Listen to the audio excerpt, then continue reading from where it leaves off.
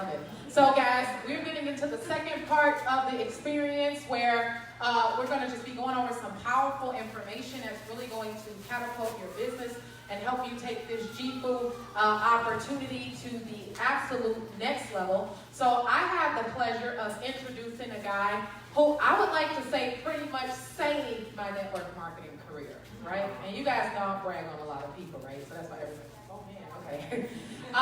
When I went to jifu, I was at a place where I was like, I am not doing network marketing anymore, right?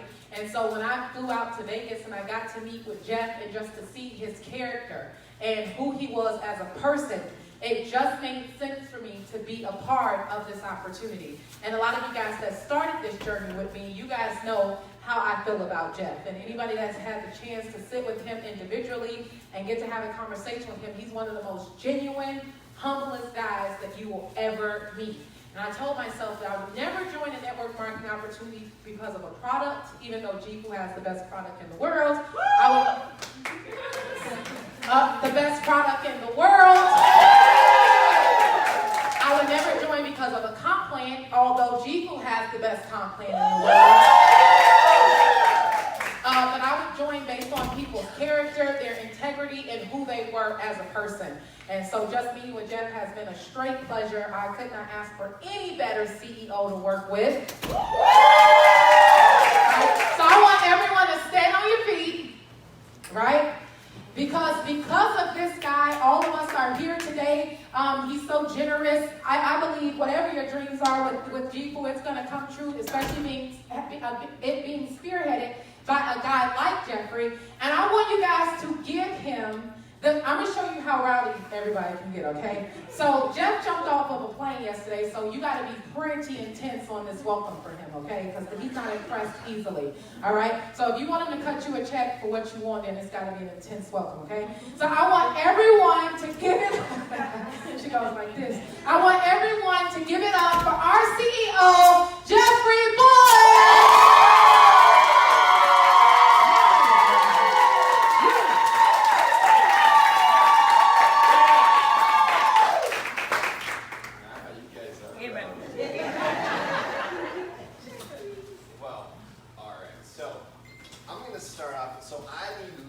Of interaction, right?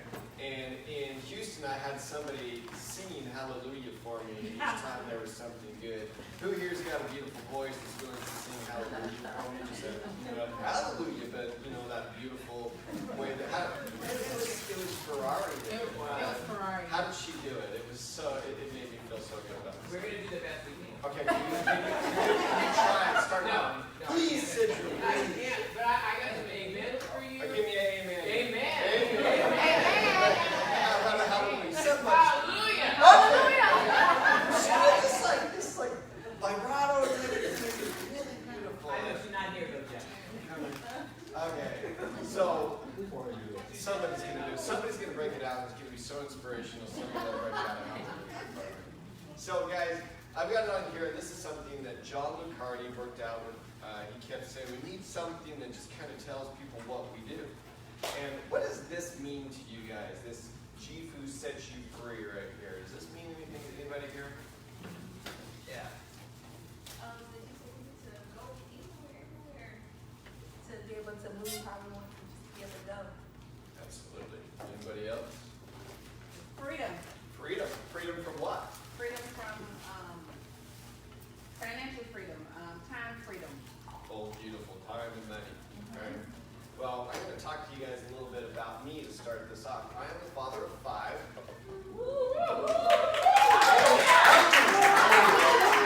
Let's be clear. My part was the easy part. My wife does all the work. I just have to bring home the baby. But, so as a proud father of 5, been married 21 years, my family's everything to me. And my oldest is 20. He lives in Peru. He's doing a church mission. And then my youngest is 6. We love baseball, and I'll show you some of my love. I believe when I was 36, I was the CEO of another company. And after I was done there, I realized I've been to Japan, I've been to Taiwan, I've been to Europe, I've seen nothing. Nothing! How depressing is that? That's really bad, right? And I'll also show you a little bit later on what my body looked like. I was what you call skinny fat, right? And I'll show you guys, it's a very revealing thing. I'm not going to take my shirt off today, but I will show you with my shirt off at age 36. And I'll show you at age 36, I had cholesterol, I had stress, I didn't have what I would say freedom, right? And I want you to add to that free your health. And without your health, no amount of time or money is very, it's not the same, is it? So, I want you guys to read this. This is something that I've said. Your success in the past will not dictate what you do here today. Amen. It will not. Cute. Come on, please. Hallelujah. Right? However, willingness to chase your dreams and passion and enthusiastically improve your skills is. So, there are skills that you're going to have to improve. There are things that you're going to have to overcome to be successful here. But you can start off by working on your enthusiasm. And we're going to talk about that today. We're going to talk about lots of great things today. And what I hope is that you've got something to write down, because this is going to be interactive. And I'm going to encourage you guys. I'm going to show you. This is my war map, my war journal. I carry this around when I've got ideas. It's something I recommend that you guys have at all times. Did you know that if you just type it, you only have about 26 finger movements that you make?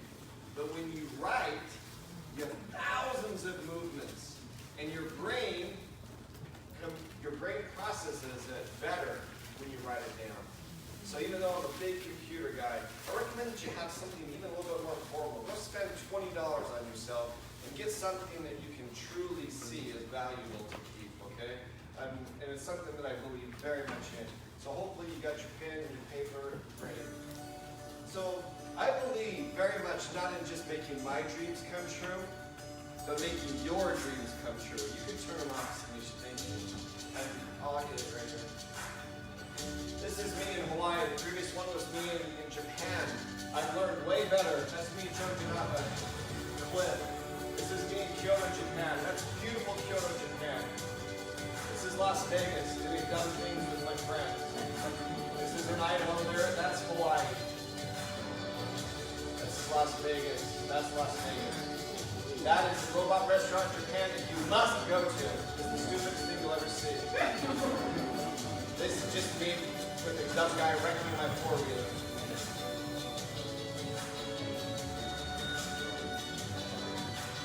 I'm sorry. So before I did jifu, I would do interviews with entrepreneurs. And that's what I do at Network and Star. This was me this week with Elijah.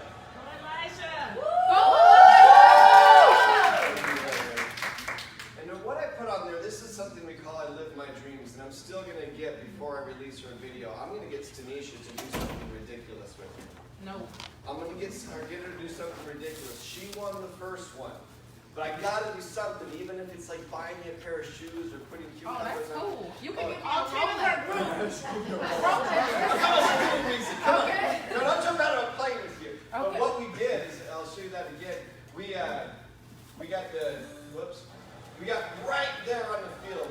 And he's been to lots of baseball games, but you haven't been to a baseball game until you can hear Yasiel Puig. If you don't know who that guy is, he plays for the Cleveland Indians. That guy is a monster. He came so close to us, I thought that he was going to land in our laps. It is a much different thing to see a 95-mile-per-hour fastball up in the stands, and another thing to feel a 95-mile-per-hour fastball. That's the difference, and I wanted to make sure, I wanted to go to a Yankees game, but the Mets were the only ones in town, so I made sure we got some great seats. Now, one reason why I call it Live My Dreams, I want you guys to think about this. Think about this. What is your dream? What are you working towards? Right? Why haven't you done it? If it's time, if it's money, I want you to know that today you need to start thinking beyond the time and money problem. Okay? Because, first of all, with Elijah, look, this is what we did yesterday. This is the preview of it, right? We're going to do a whole video of it. This is a good one.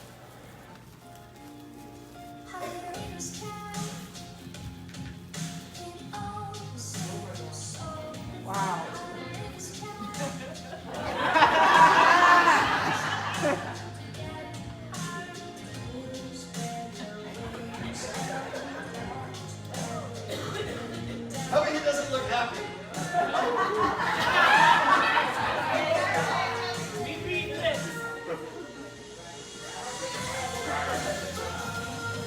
This is awesome. You have to live. You have to do more.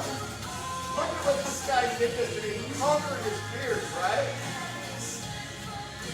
And he just said this is unlike anything he's ever done. You go from 10 minutes or 10 seconds of sheer terror to this most amazing experience you've ever seen. Once the canopy opens, it's peaceful. It goes from complete pandemonium and chaos to just, you're good.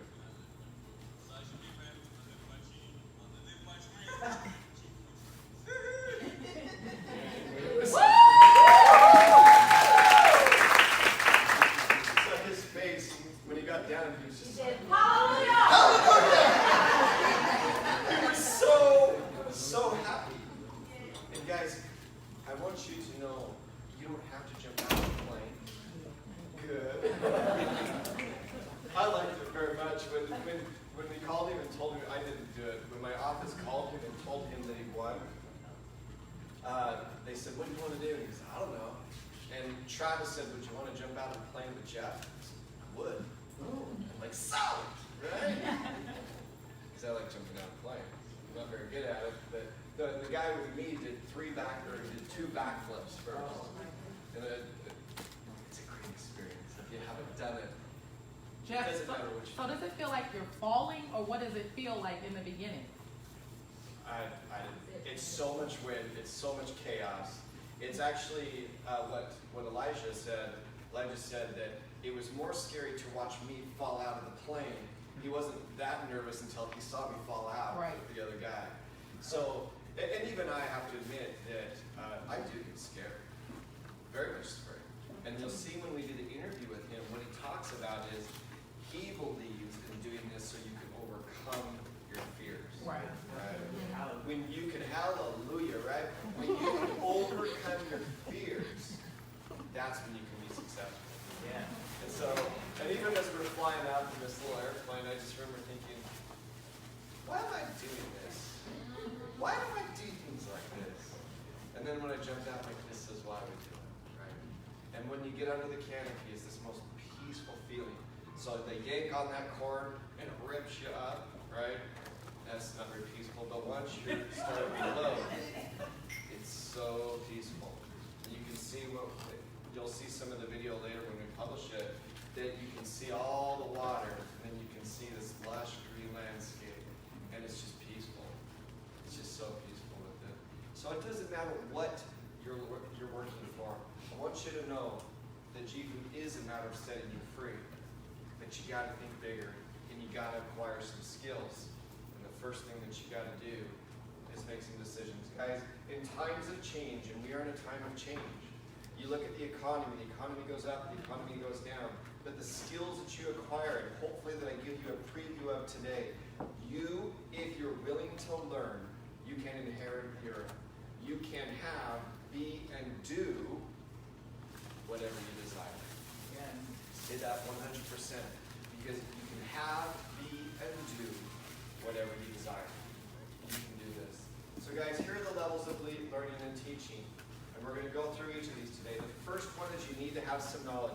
All of you know today that we pay out better than anybody, right? You know that. But guess what? Knowledge does not create true conversion. So just knowing it's not enough, right? So today you're going to know some things. You already know many things that I'm going to talk to you about. But just knowing is not enough. So the next stage, you start to understand why. Yes, you may know it, but now you're going to start to understand why these things that we do, right? And then from there, you start to believe. You internalize it. It starts to relate to you and into your circumstance. Does anybody want to venture a guess? What's the most important stage? Believe. Belief comes from what? Experience and action. Knowledge is useless. To know and to not do is to not know, right? You must act. Today I'm going to ask you to act. Today I'm going to ask you to participate. Today I'm going to ask you to write your thoughts, to write your notes, to participate and create action. Because why? Right here. Experience and action turns belief into faith. Faith is far more important than just a belief, right? So, here's the first thing I want you to do. You saw that Elijah jumped out of the plane with me. You saw that we took you to the front row of the Mets game. I'd like you to take a couple minutes, and those of you who would like to share, come on up and share. Give me the mic. What is on your bucket list? What do you truly want to do again, or for the first time, that is so important to you? What is important? I'll give you just a second to think about that, okay? And anybody who wants to come up, please share. Because let me tell you, when you make this list, afterwards I want you to go through and put details into it. For example, something that's on my bucket list. I would like to purchase a 1967 Ford Fastback Mustang. And it needs to be a completely new chassis, new engine, new everything. And it costs about $215,000. It's red. I have to purchase it out of Oklahoma, and it's specially made. That's the kind of stuff that eventually you need to have exactly what it is that you want. You can't just put, I want a new car. I want you to put exactly what you want. Why a 1967 Ford Mustang Fastback for me? Because it's awesome. Because it's beautiful. Because it creates an emotion inside of me. Has anybody ever seen a 1967 Ford Fastback Mustang? No. Does anybody here care to spend $215,000 on a Ford Fastback? But it matters to me. So what's important to you may not be important to me, but you need to put details behind it. So I'm going to be quiet for a second now, and I want you to start putting down the things that truly you want to do while you're here on this earth.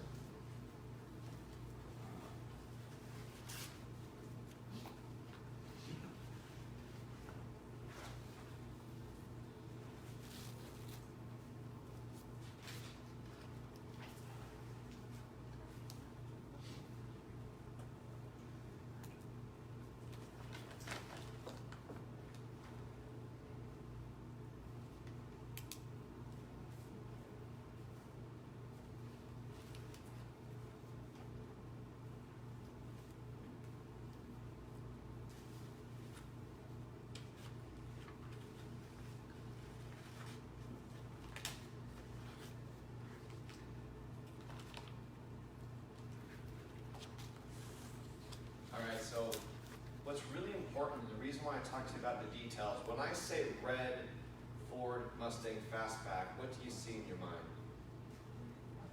A red Mustang. Do you see R-E-D space F-O-R-D? What do you see? Image. You see the car, right? Our words have power. Our words create emotions. So it's very important you understand that what you're writing down, those of you who are taking and having the courage to write down your goals, your dreams, your aspirations, understand just by looking at that, you're creating that image in your mind. And I'm going to show you pretty soon how creating the image in your mind and regularly putting enthusiasm and passion behind it will start to bring those things into your life. Does anybody want to share their bucket list item and want to come up and tell me about it? Hopefully you got some details behind it. Come on. Sit here.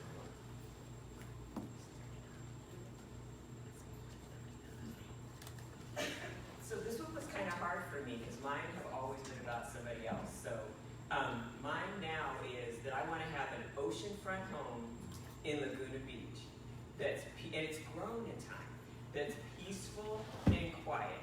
And I have off-street parking and plenty of storage.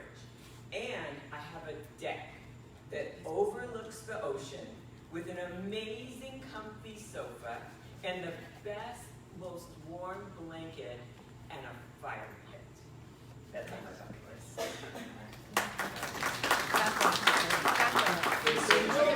Did you see what she did? She put the details behind it.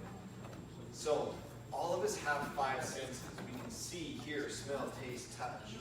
The more of those senses that you can evoke, You know, if she can start to imagine smelling that sea air, if she can see when she touches that deck, what's the material? I can tell you, the more you can get the material, the better it's going to be.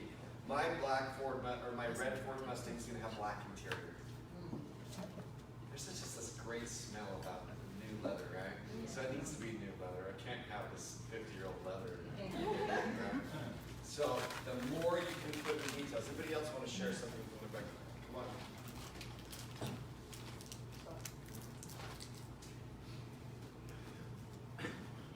So, on my bucket list, I want to be able to purchase 100 acres. I'm a country girl, but I want 100 acres so that for our dream home, which is going to be about 6,000 to 8,000 square foot. But in the back, there's a tennis court for my daughter to play on, and then there's a swimming pool for all of us. And my granddaughters will only have one grandchild, but so for right now it'll be my granddaughter's playground. And then I have a basketball court, a full basketball court for my son to play on.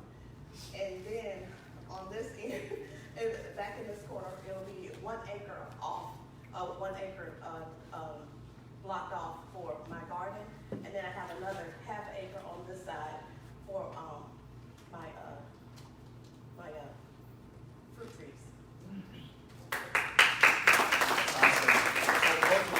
One of the things I recommend is going to realtor.com, getting an app on there and setting alerts for both of you. You may think it's early, it's not. Who's been to my home? Tanisha, you've been to my home? Yeah, a good number of you guys have been to my home. That home is absolutely a physical manifestation of what's been in my brain for 20 years. Well, for 17 years. So ever since I got married. So what is my home like, guys, that's been there? Oh my God, it's like this dream. It's a resort. Peaceful place. It's like this huge lake kind of thing, and it's got a waterfall. Has and it's cows. got cows in the backyard. And the kitchen's like amazing. It's just like so amazing, and it's not ostentatious. Like you want to go there and just live. It's so awesome. I love where I live. Yeah. I absolutely love where I live. My wife bought this $100 swing. And in the evenings, my wife and I will sit on the swing, the waterfall's going in front of us. And one of my favorite things is to go back into the far back of my property, turn on the water, take my shoes off. Yes, there's a bunch of cow crap out there, but I don't care. And just turn it on, and I can feel, because summers in Boise get very hot, but I could feel what it was going to be like before I got there. And the reason why is I set up on realtor.com to give me notifications. I was receiving notifications far before I could afford that home. And when we got it, has anybody tried to get a 7-figure loan as an entrepreneur? Yeah, you can't get it. It's almost impossible. So I had to get a 7-figure home. I had to put multiple 6 figures down on it, and it was almost impossible. And I remember because we sold our house in Las Vegas. We were moving in the truck to Boise, and the bank called us and said, we can't approve your loan. They'd already approved all of it. We were driving to be able to do the signing, and my wife started crying, and she started telling me, you moved me away from the house I love, and had a great pool, and we don't even have a home anymore. I said, Edge, we'll get it. We'll get it. When you know what you want, and you have been pursuing it for many years, and I can tell you, next I want to have a cabin. You guys have been, who's been to McCall, Idaho? So, Catherine, what is McCall, Idaho like? Beautiful. It's very serene. It is, and we were right on, is it a lake or a river? It's a huge lake, yeah. Huge lake, and it's just heaven, really. I really enjoyed it, and it wasn't, it was overcast, so you couldn't even see all of its beauty, but you still felt it. It was really nice. Yeah. It is a giant lake with the most beautiful surrounding on it. Almost every day I get a notification of cabins available in McCall. And they're like $4 and $5 million if you want the ones on the river. And just in case you're wondering, all my money's right now in this business called jifu. But I'll tell you, it drives me. The idea, I have a son that's 20. Eventually, all my kids start to have grandkids. I want a gathering place. And so we're planning that now. So as you make your bucket list, I want you to take it serious. I've always known exactly what I'm working for. And it's the kind of thing that, for example, this watch, this is a silly, expensive watch. Tanisha wanted a Rolex, Right. but my wife had to buy it for me because I told her I needed one whenever I go to Asia, but I knew exactly the one I wanted. And I'd planned it, and I'd gone through all. I don't care what it is. If it's a 67 Ford Fastback that makes me happy, that's what I'm going to do.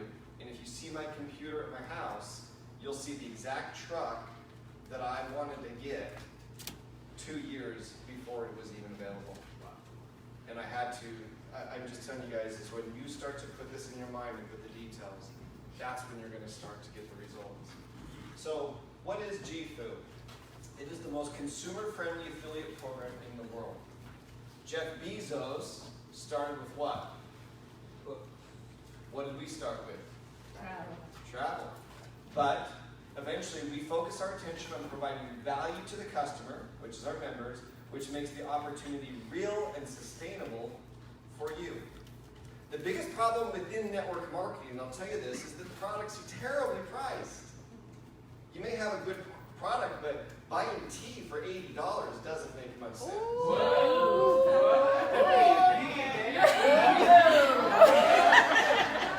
I've been selling vitamins for $80. Eventually you start to say, I'm not sure this is a very good deal, right? So we started off with something that we could give the best prices. Do we always have the best price? Not always, but almost most. If you have to stay in a Marriott versus a Sheraton, even though they're both Marriott properties, maybe you're going to be in trouble sometimes.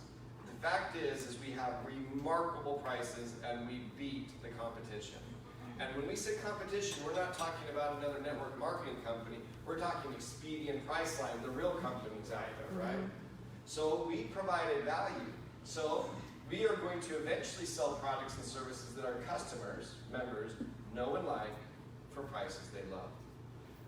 Jeff Bezos started with books. He's now the richest man in the world. Did you know that?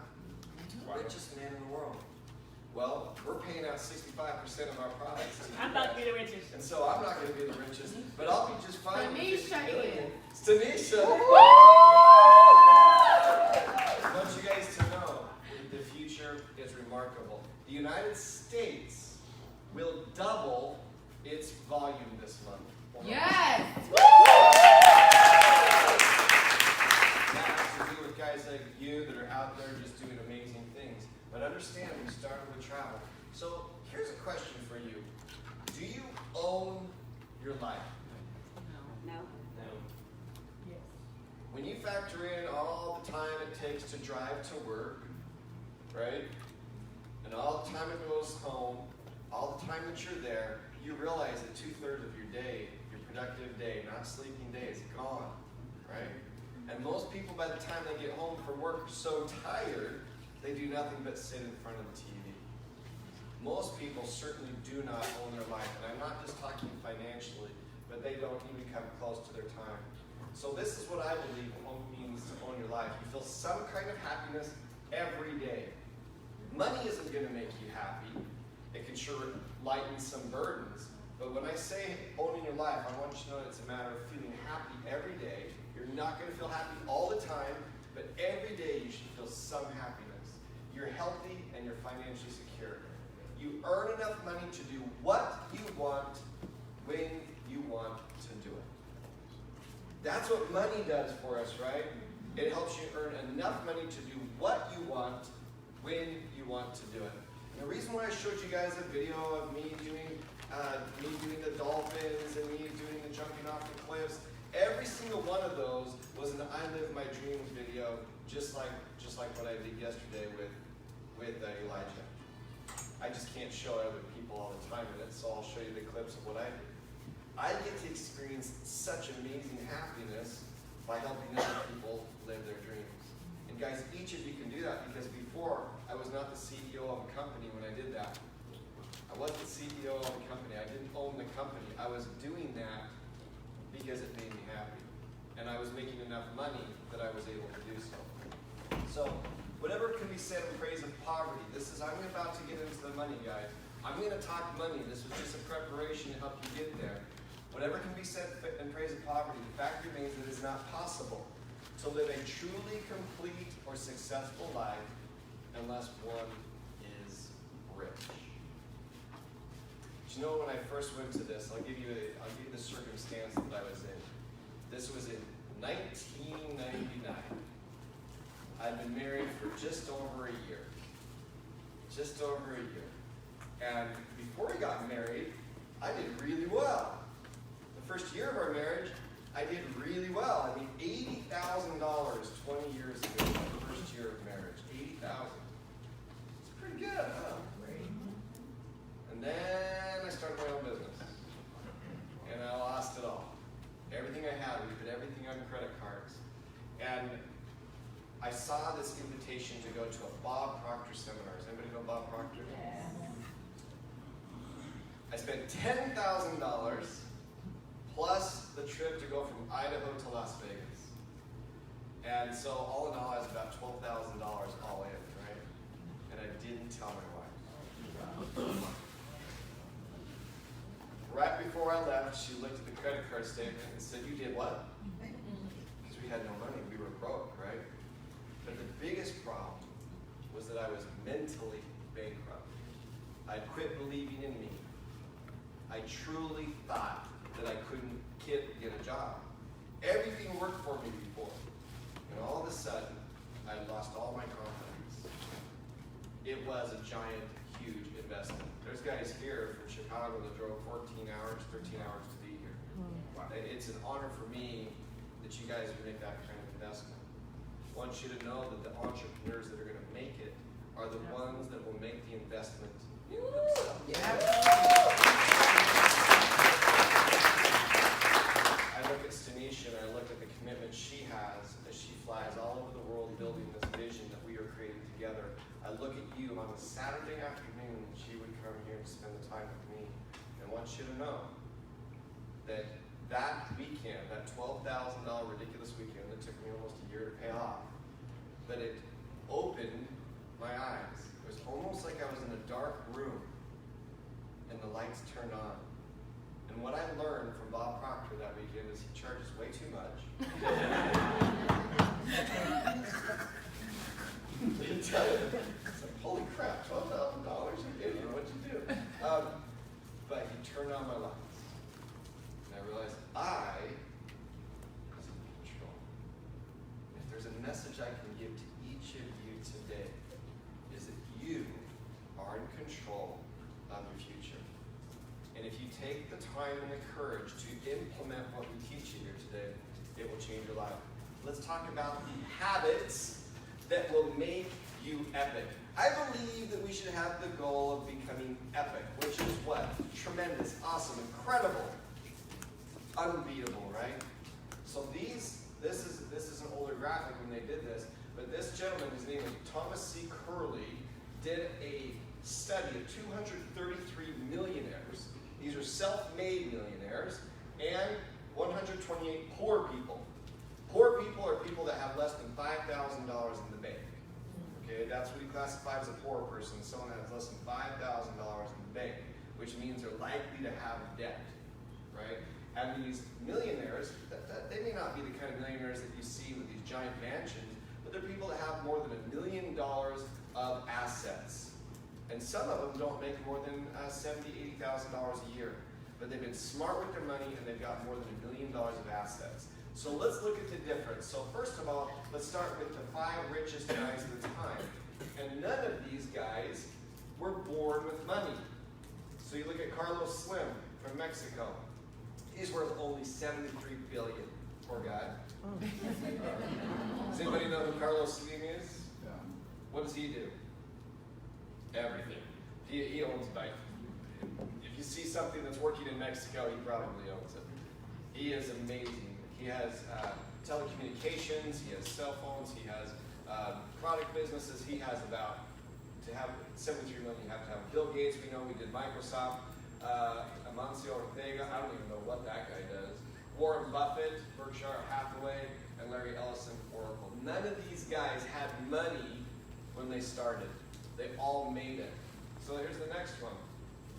people were even worse off. They weren't just born without money, they were born in terrible situations. Terrible. If you know, does anybody know Oprah's background? Yeah. What makes, how in the world what is her background? She comes from Mississippi. She got pregnant early, poor, all the bad stuff with her. She was abused, Yeah. psychologically, sexually. Yep. She had every reason in the world to not succeed. Absolutely. Nothing. She didn't have money. She didn't have family support. She got abused. And this woman is hands down one of the most successful people in the world. Not just for money. She's only got 2.9 billion. I'm really sorry, Oprah. Only 2.9 billion. Wow. But she has made an impact on so many people, right? And she had every reason to say that she wasn't going, so what I love about this is they built rather than inherited their fortunes. They're ordinary folks can become millionaires. Yes. Is it your goal to be a millionaire? It doesn't even have to raise your hand. Absolutely. If it's not, that's okay. Right. But if it is, I want you to know that you need to change certain things in your life. You must be willing to change certain things in your life. And I'll say it again. Be willing to drive 14 hours from Chicago to North Carolina.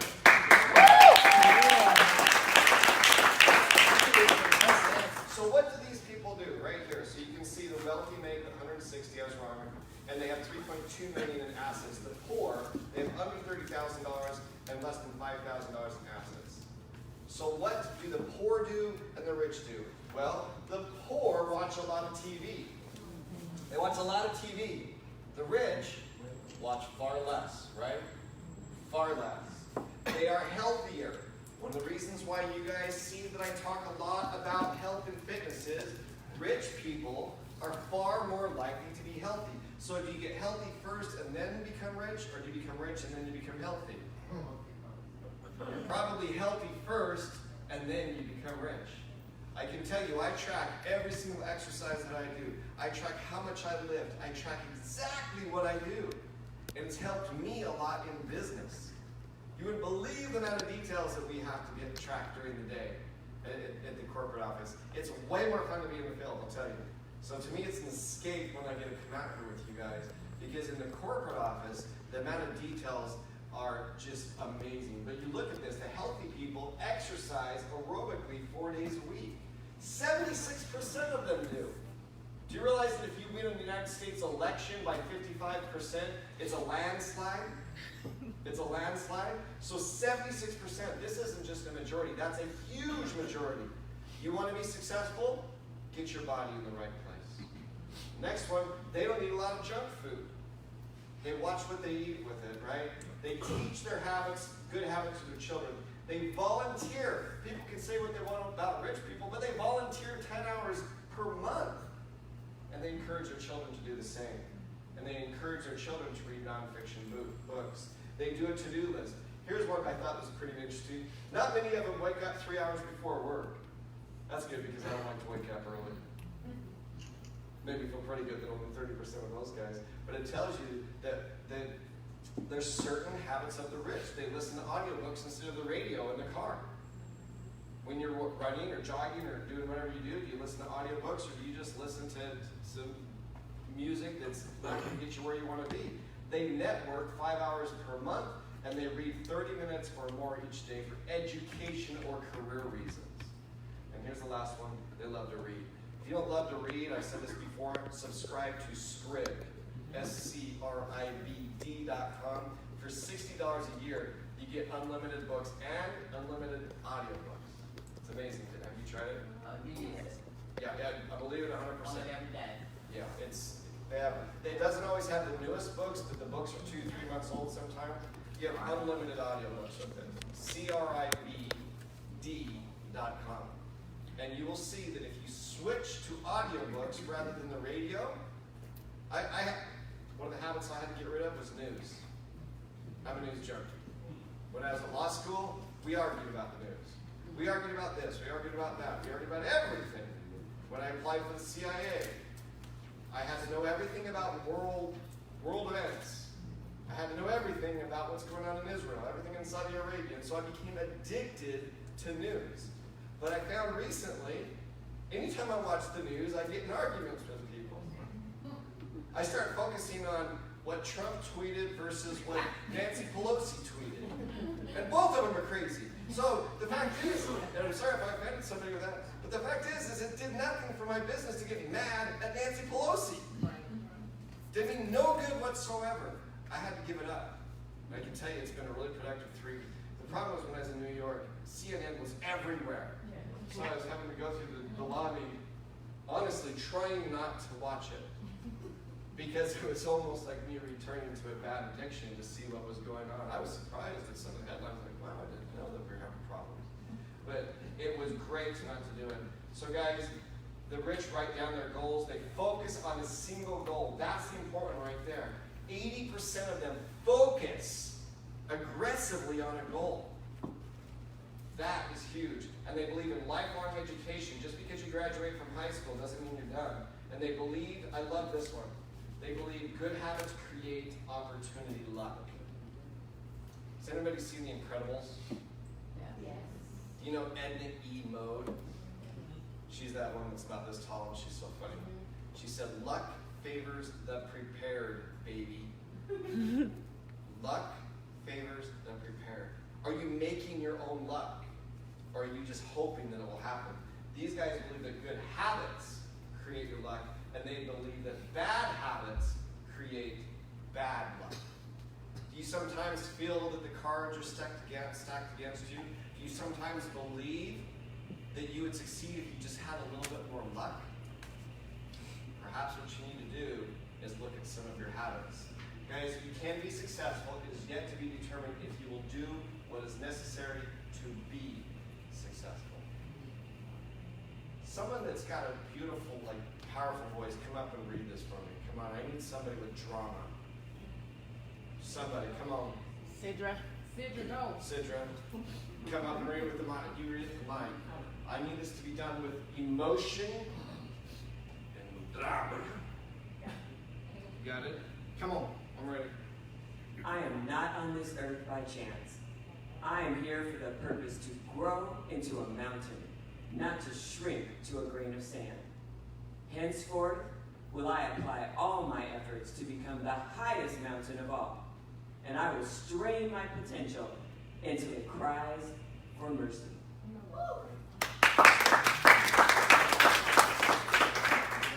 That was good. So, I want you to take a second right now, and I want you to determine what you're going to give up. Write it down. What are you going to give up? What bad habits do you have? I had to get rid of news. Had to get rid of it. Had to get rid of any kind of political conversation with anybody at all. What are you going to do? And what are your habits that are holding you back? Because let me tell you something. Something is holding you back from the success that you desire. Something is. Write it down right now. What are you willing to give up to stop holding you back? Take a second to do that.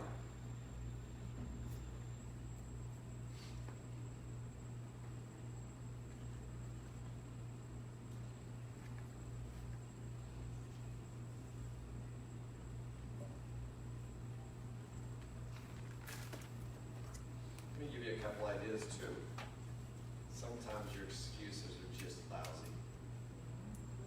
You don't have the time. You don't have the talent. You don't have the personality. Sometimes the worst thing that holds you back is family and friends. If you've got a friend that's holding you back, you may need to have a very nice conversation that you can't hang out with that person anymore because they're holding you back. What do you want to achieve? Above this, you should see your bucket list. What is holding you back to achieve that bucket list?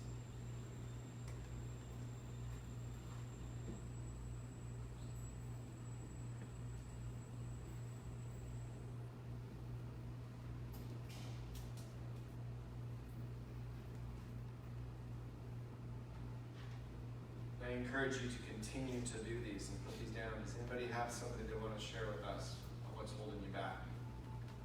Yeah. I think that, I know what's holding, well, I do a lot of volunteering, and it becomes a hard thing. And so I spend daily, you know, in the mornings after I do my work, after I run, I'm at the VA hospital, and I volunteer for a couple of hours. And then, and then during the day, I'll go to a nursing home, and I volunteer there. Then in the evening, it's the same thing. So it becomes a hard thing, and it becomes a thing where my life is centered around service, being of service. I know that I'm truly a servant of Christ. And so it becomes a hard, as I said, it becomes a hard thing. Because I'm always looking to help someone else and be available, you know, to help people that I see and don't have anyone come to visit with them and so forth. So it makes me take a back seat. So I know. So let me give you an example. She was talking about that she gives so much of her time that sometimes you may neglect your needs, is what you're saying, to give to others. Now, this is a touchy conversation, but I ask you to engage this with me. Name one person that has done true massive good without money. Gandhi. Well, what did Gandhi do? By the way, I've had this conversation a lot, so I know all the people that everybody say. But Gandhi got worldwide national attention by not eating, right? And by not eating, he brought millions and millions and millions of dollars of attention to himself. So he effectively manipulated the media into giving him what he needed, which is the attention to help the world, right? Jesus. Okay, let's talk Jesus. I served for 2 years. I used my own money to live in South America, and I was preaching there. Well, my son, who's in Peru, I send him money every month to go down there, right? But you know, Jesus in his life, his personal, without money, affected only a handful of people. But as soon as there started to be all these missionaries going out and all the different things that had to be done, and today missionary work doesn't happen. Let's talk about Mother Teresa of Calcutta. Mother Teresa of Calcutta was sponsored by corporations. They let her use Learjets. She went out and changed the world with it. You want to change the world, you have a better ability to do that by magnifying yourself with the money that you have to do. So by allowing yourself some time to invest in you, you'll have the ability to help more people. So, you know, that's amazing what you do. And I think you're right. Putting some attention on you. It's the same thing with on an airplane. They tell you to put the mask on yourself before you put it on others. And if you're taking care of yourself, you have the ability to go out and affect millions of people, right? Amen. Amen. I got the amen. Hallelujah! The fact is, guys, as you think about it, we live in a world that is so organized that without money, it is very hard to do it. My son, you know, I just see he's going through shoes, he's going through clothing, he got his backpack and coat stolen, his camera stolen, so we're sending, you know, but it's a mission of love with it, right? But it takes money for him to go out, and he does service. He's doing homes, he's doing gardens, he's doing things like that, whatever he can do to serve people there. But it takes money to send him there. So there's nothing wrong. Let me tell you guys, one of the biggest problems that we have, and I think I'll just say the Judeo-Christian work ethic is sometimes we think there's a problem with money. There is not. In fact, even if you want to get biblical, most of Christ's parables involve money. And so the fact is if you start to think about it, there's nothing wrong with money. It magnifies who you are, both good and bad. All right? So this is something that I encourage you guys to take a look at. This is the 90-day plan with 30-day bursts. I have seen, and I've said this, I believe that Tanisha Graham is the most prolific network marketing enroller I've ever met. Yes, yes. I believe that.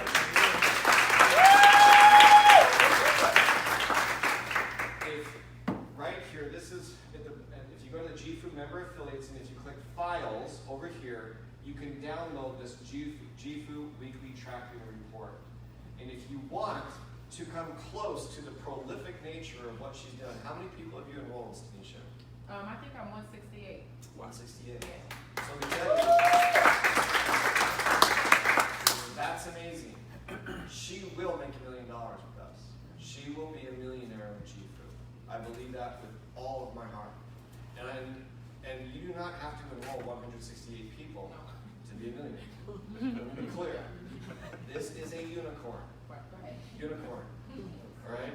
You do not need to sponsor 168 people and be a unicorn to make money with us. Hallelujah! Hallelujah! But I want you to know that if you do not do many of the things that she does, you will never do well. You may make $200-300, and that is great. $200-300 per week can be life-changing money. Let's be clear. And I judge that a huge success. But if you want to do that long term, I encourage you to download this, and you'll see speak with 20 people. And I give point values to it. And if you can rack up 50 points per day, and I would venture to guess that Tanisha would rack up 50 points every single day. Every single day. She is a huge part with many of you in here of the reason why the U.S. doubled over summer. It doubled. We had hundreds of thousands of dollar improvement this month over last month, and that's not supposed to happen for a new company in the middle of summer. The other part you can see on here, but it's attending an event. You would get points for attending this event. You would get points for doing team development, for having somebody in your group do something. And you would see that you would get points for even taking 20 minutes of what's called mindfulness. Just sitting and contemplating and visualizing. I believe very much in visualization. That's why if you're home, that home in California that you're talking about, Laguna Beach, make sure you find pictures and houses that you like, and even do the 3D tours. And when there's open houses, go to the open houses, right? You need to have the mindfulness walking through and knowing what that house is going to smell like. You need to be able to see and smell the ocean. With me, I am passionate about it. In fact, I bring my kids in and I told my kids, this is what I'm going to get. I also want a 1962 Cadillac convertible. Why? I got a lot of kids. And that seems like a good kid hauler, right? So I love it. I love old cars because I used to talk about old cars with my dad. So I have this emotional attachment to them. But right here, spiritual and mental development. Are you writing down your thoughts in here? Are you writing your goals down? Guys, I can't emphasize enough the importance of the actions that you take on here. And many of them, they're complete giveaways. They're complete giveaways. You get points simply for doing things that are going to make you better. I encourage you to go into the Facebook, click files, to download this. And once you start getting above 25 points, if you will do 25 points on a regular basis, 3-4 times a week, you're going to go manager 2. You're going to go manager 3. You're going to be making the $200-300 week after week after week. And I personally never made more than $1 million in a year with network marketing. But I did for 3 years make $50,000 per month for 3.5 years. Changed my life. So people could talk about going millionaire. Well, half of $50,000 per month for 3.5 years, paid off law school, paid off bad business debts, and bought a beautiful, beautiful home, right? And a truck I really like. So guys, what I'm telling you is take it serious and understand that if you can do 25 to 50 points on a regular basis, you will change your life. You will change your life. So who here is committed to going into jifu, member affiliates, going to files, and downloading this jifu daily action planner?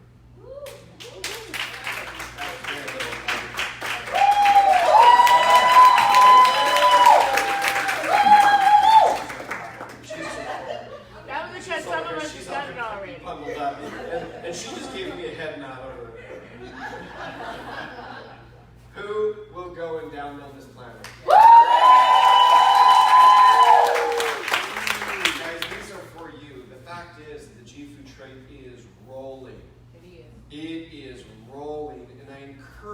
right now to start doing the things that you can do. I don't care if you've ever had success in this entrepreneurial world before. $200, $300 is the start to $2,000 or $3,000 per week. Do you know what it's like? Do you know what it's like to get your first check of like 10 grand? Not yet, not yet. So let me ask you. You made $10,000 this week. What do? Do you? You have to engage in this kind of stuff. Arnold Schwarzenegger said it's okay to look at yourself in the mirror while you're developing. It shows you the progress, right? This is the same thing as an entrepreneur. You must engage in these kind of things. You must visualize these. You make $10,000 this week. What do you do with it? Pay your 10%. I'll tell you what. Do you know what I did? Nothing. I put it in the bank. And then I did it again the next week. And then I did it again the next week. And then I did it the next week. And finally my wife said, pay off your stupid law school loan statement. I was like Scrooge McDuck. Do you ever remember him or her swimming his money? I love seeing $100,000 in my bank account. I love seeing $250,000 in my bank account. I loved it. My wife likes to use it. I like to save it. Good woman, Angela. So together we sometimes, she spends all the time right there. She's very frugal, I appreciate that. But what will you do with $10,000? That's where you start. If you've never made $50,000 in a year at network marketing, don't start your goals off at $50,000. You start them off at $500. When you get to about to 500, you put it to $1,000. Because if you set them too big, and I'm going to talk about this in a second, if you set them too big, you will actually push them away with your disbelief. Absolutely. There is a happy medium, and we're going to talk about that. So I want you guys to know that you must download this and take it serious. And guys, this is what we're in. Remember, as I told you, I wasn't the CEO and I didn't have a giant budget. Those other experiences, the Dolphin experience, the Harley Davidson experience, the four-wheeling experience, those were done with my own money. They weren't done with a big company budget. I did it because I wanted to give people a better experience. What is the best experience a person can currently have with jifu to make them forever feel good about what we're doing? What is the best experience that can keep them committed? Save some money. Save some money, yes. Get them using the trip. People could say, I don't want to go on a big vacation, then do a weekend staycation. As soon as somebody saves some money, then you got them. Yeah. You've got them. So you need to start to help people experience it as soon as they can. So how can you create a great experience with your team? I want you guys to take you just a second and jot down some notes. And I'm asking you to have the courage to take the notes and to follow through with what I'm asking you to do.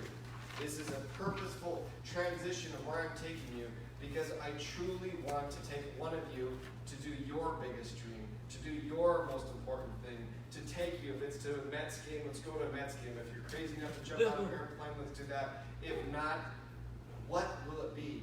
What can you do to start creating a better experience for your team? And if your team is you, you need to start visualizing what it means when you've got a team of 10, 15 people. What are you going to do to create that jifu experience?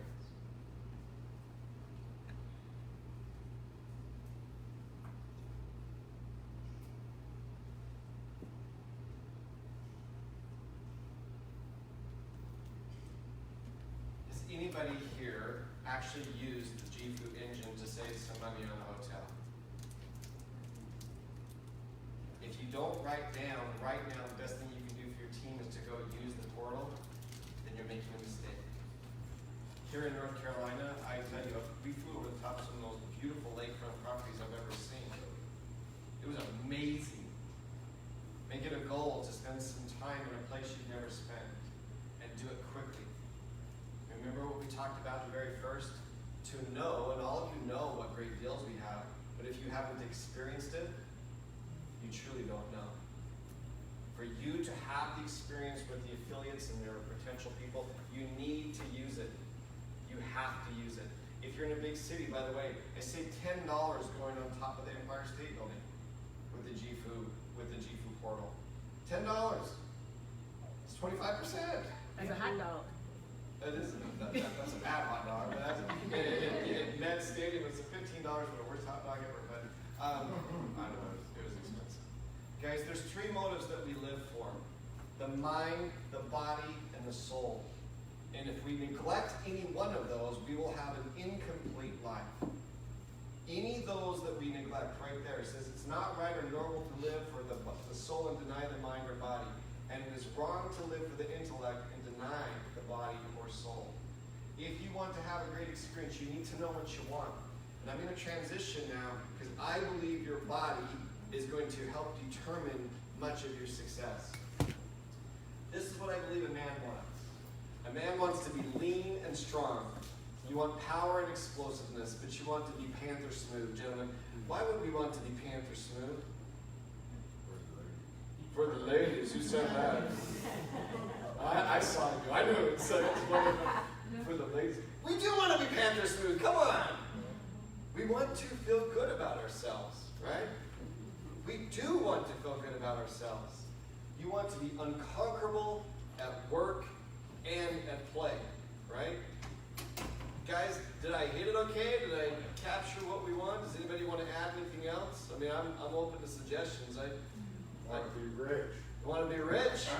Dang right there. Unconquerable at work and play. We want the cash to do what we want when we want to do it. To serve, to help, yeah? But also to take care of the ones that we love. So, let's see. I had to have a lot of help on this next one. I'm not talking about that. I'm talking about the ability to do what you want. Have the body to do that. But you want to have energy and endurance. You want to look in the mirror and feel proud, sexy, and confident. You want to conquer all life throws at you each day. How'd I do?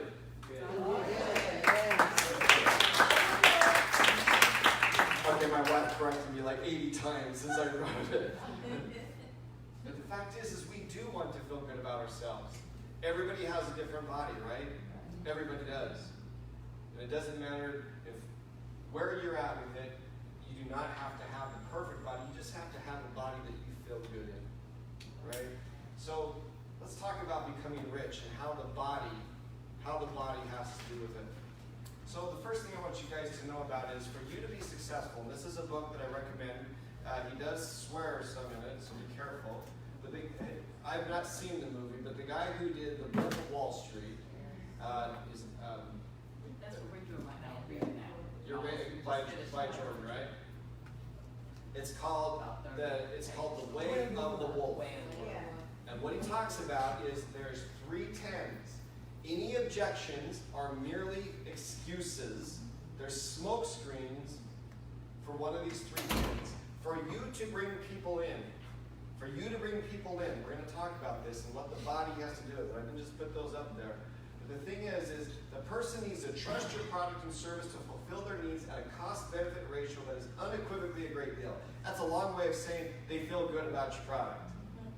Right? So they need to feel good about their product. What's the best way to make them feel good about your product? Use it. Well, you got to use it. Just open up a portal and ask them where they want to go. But you must know how it works, right? Because if they have to stay at the exact hotel that they want to, sometimes there may not be vacancy pricing. There may not be. If you're not traveling internationally on a plane, sometimes you're not going to get the best pricing on a plane. But if a person has some flexibility, we'll absolutely, positively guarantee that we're going to get some great pricing. So the best way that I've found time and time again is to go into the portal and to show them. It just opens guys' eyes. I was working when I did it with another, just so you guys know, just because I have the title, just because I started the company, I get the same stupid excuses that you guys do. I sat down with the guy and he was just looking at me and he just said, "Yeah, I don't know you and I'm not going to give you my money." I'm like, okay. So we spent the next couple of minutes and he was trying to act all tough and he said, "Yeah, my wife and I are thinking about going to Cabo San Lucas." So I showed it to him, it was like 62% off.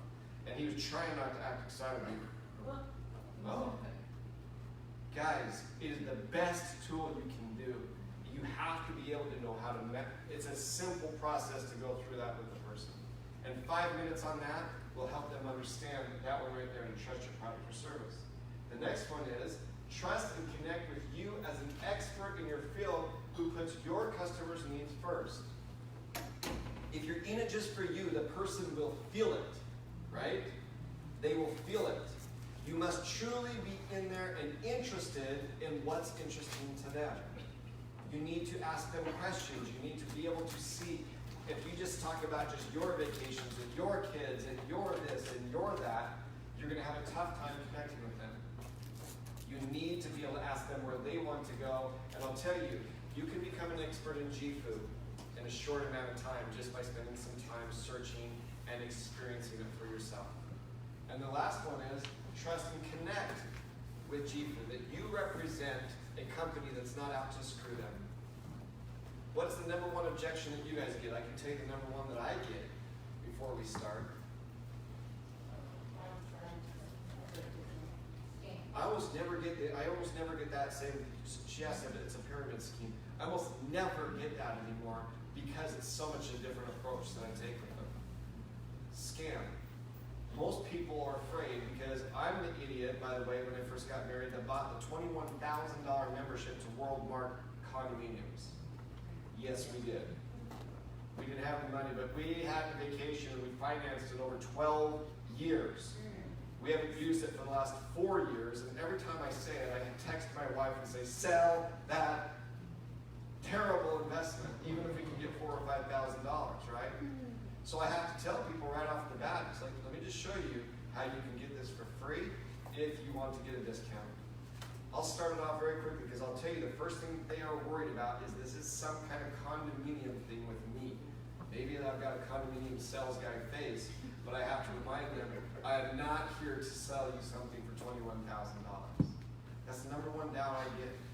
And I get it over and over and over again. And I've got it less because I simply open it up and I say, hey, for $25 a month, let me show you how you can save a ton of money. And everybody went, really? And if you don't want to spend $25, I'll give you a link that's for free. And guys, the fact is, the best tool you have on this, those who've been reading this book, and if you haven't read it, I highly encourage it. What I would tell you is the best way to do it is just to open up the portal and walk a person through it.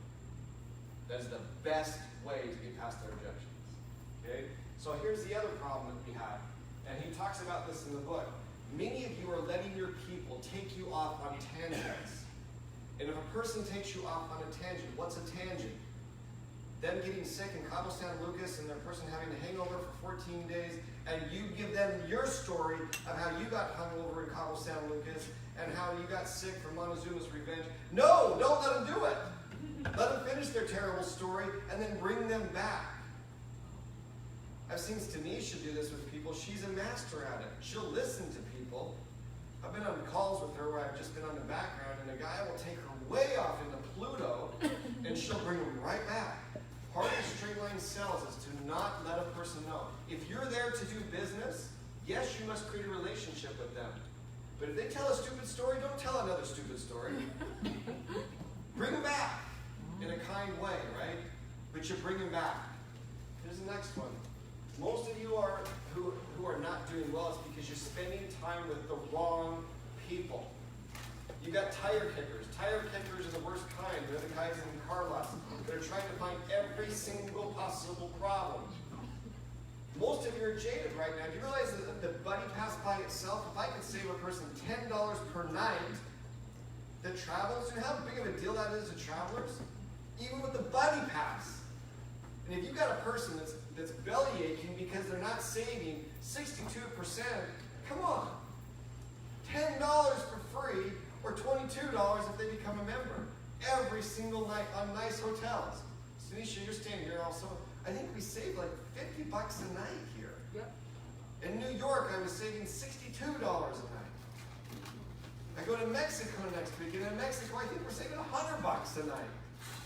At some point, you have to say, if a person can't see this, because this is the closest thing to a no-brainer I've ever seen in my entire career. Literally, for real. Is the closest thing, and if you've got a person that is making you go all over the place, gotta understand, we do not give a full-blown sales presentation to someone who is not interested in buying what we're selling. Instead, we want to weed these people out as quickly as possible during the intelligence gathering phase. Tanisha, out of the 161 people you've enrolled, how many people have told you no? Oh, is the answer. Yeah. I don't like 1,500 easily. Easily. Wow. Easily. Mm-hmm. The fact is that she's going through this weeding process. If a person can't see this fairly quickly, Right. everybody wants to travel.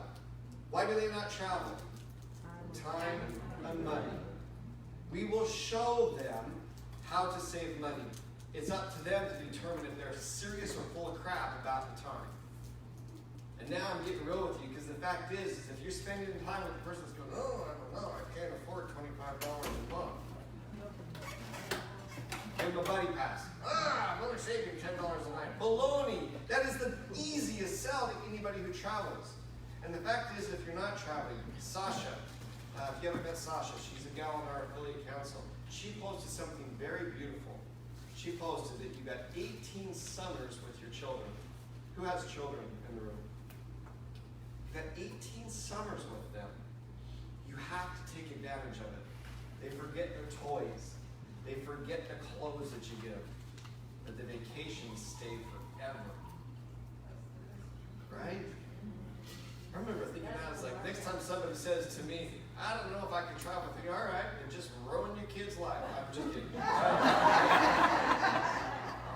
Guys, this is the closest thing to a no-brainer. And if someone tells you no, at some point you need to understand it's their problem, not yours. Right? And so like she said, 1,500 no's to get 150 yes. That is very typical. Guys, you've got 5 seconds to make your first impression with somebody. 5 seconds. Can you give the presentation in 5 seconds? I can't. I can't. So how do you make an impression on a person in 5 seconds? That helps. Also helps. But typically 5 seconds, you don't even have time to say anything. By the time you shake their hand or give them a hug or however you do it, in Mexico, kiss them. Actually Mexico is 1 kiss, and Europe is 2 kisses. Yeah. I get so confused. When I go to Mexico, I got to remember they hug on the right side, they don't hug on the left side, so I always get caught in this limbo with somebody. What we're going to do? You got 5 seconds. How do you not mess that up? Does anybody have an idea? I cheat. We're doing this book as our book club. You do what? We're reading this book as our book club, so I'm kind of cheating. So we're going to summarize 5 chapters. Mm-hmm. You become the person that you would want to deal with. You become, right? You emanate an energy. You emanate something. We can talk about all the different strategies, and in the book he's got lots of strategies. He talks even about putting pain into your hand and sniffing something like that, or like a menthol thing. Baloney, that's all great. But I tell you, become the person that you would want to do business with, that you would want to spend time with. You will emanate who you are before you even get with that person. So, what must the person feel? And I believe this is straight from the book. They must feel that you're smart. They can feel this before you say anything. Oftentimes they can feel it and you can screw it up with something stupid like a bad hangover story or something like that. But the fact is they can feel all of this before you even say a word, if you are living the principles of what we teach. Next, you're enthusiastic. She talked right here about smiling. You do have to be warm. You do have to be engaging. He talks about in the book about all kinds of different body language symbols and how to stand with a woman versus how to stand with a man. Never stand straight on with a man because he wants to fight you. Stand to the side so he doesn't want to fight you, but with a woman, stand this, but not too close. All of those things you should inherently know just as a normal human. But the best thing is that you start to become a smart, enthusiastic expert. And how do you do it? You care. You read. You attend meetings like this. You're around people that are better than you, that help you bring and you become that person that shares with others and improves their lives. I understand that I'm packing a lot of information in for you guys, but I'm trying to save you $12,000 going to a ball park yourself. I hope you guys understand how that changed my life. And all I'm trying to get past you guys right now into your minds is you're good enough to make this work. Enthusiasm will make up for a lot of these different things. Staying the night and having a testimony, you will emanate belief. You will emanate belief, and people will know that you are real because you've experienced it. And this is what I want you to know, guys, is that people want to deal with pros or experts.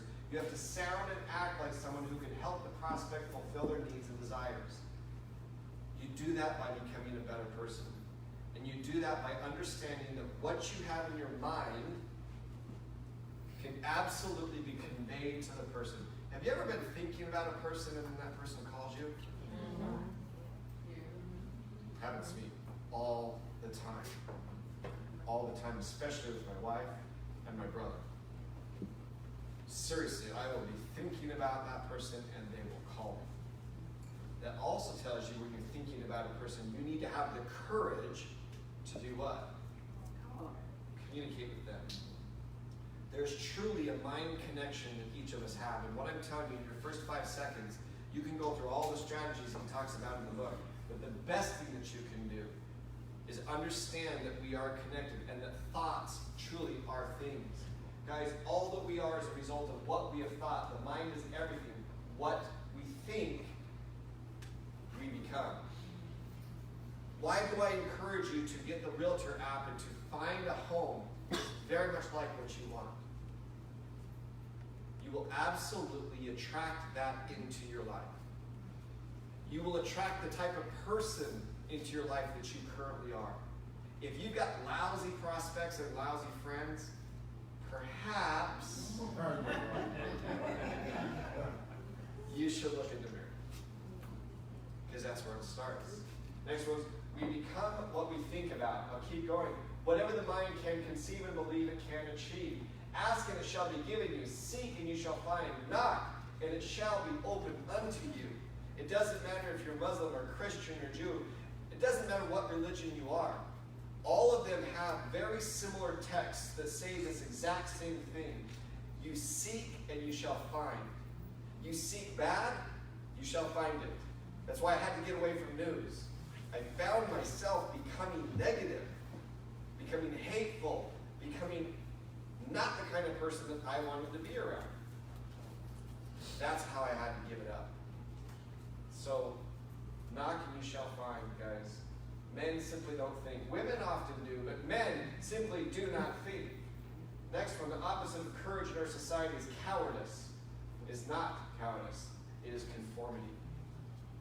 The reality is many of us are just floating down this stream of life, doing what others have planned for us. That's conformity. What do you truly want?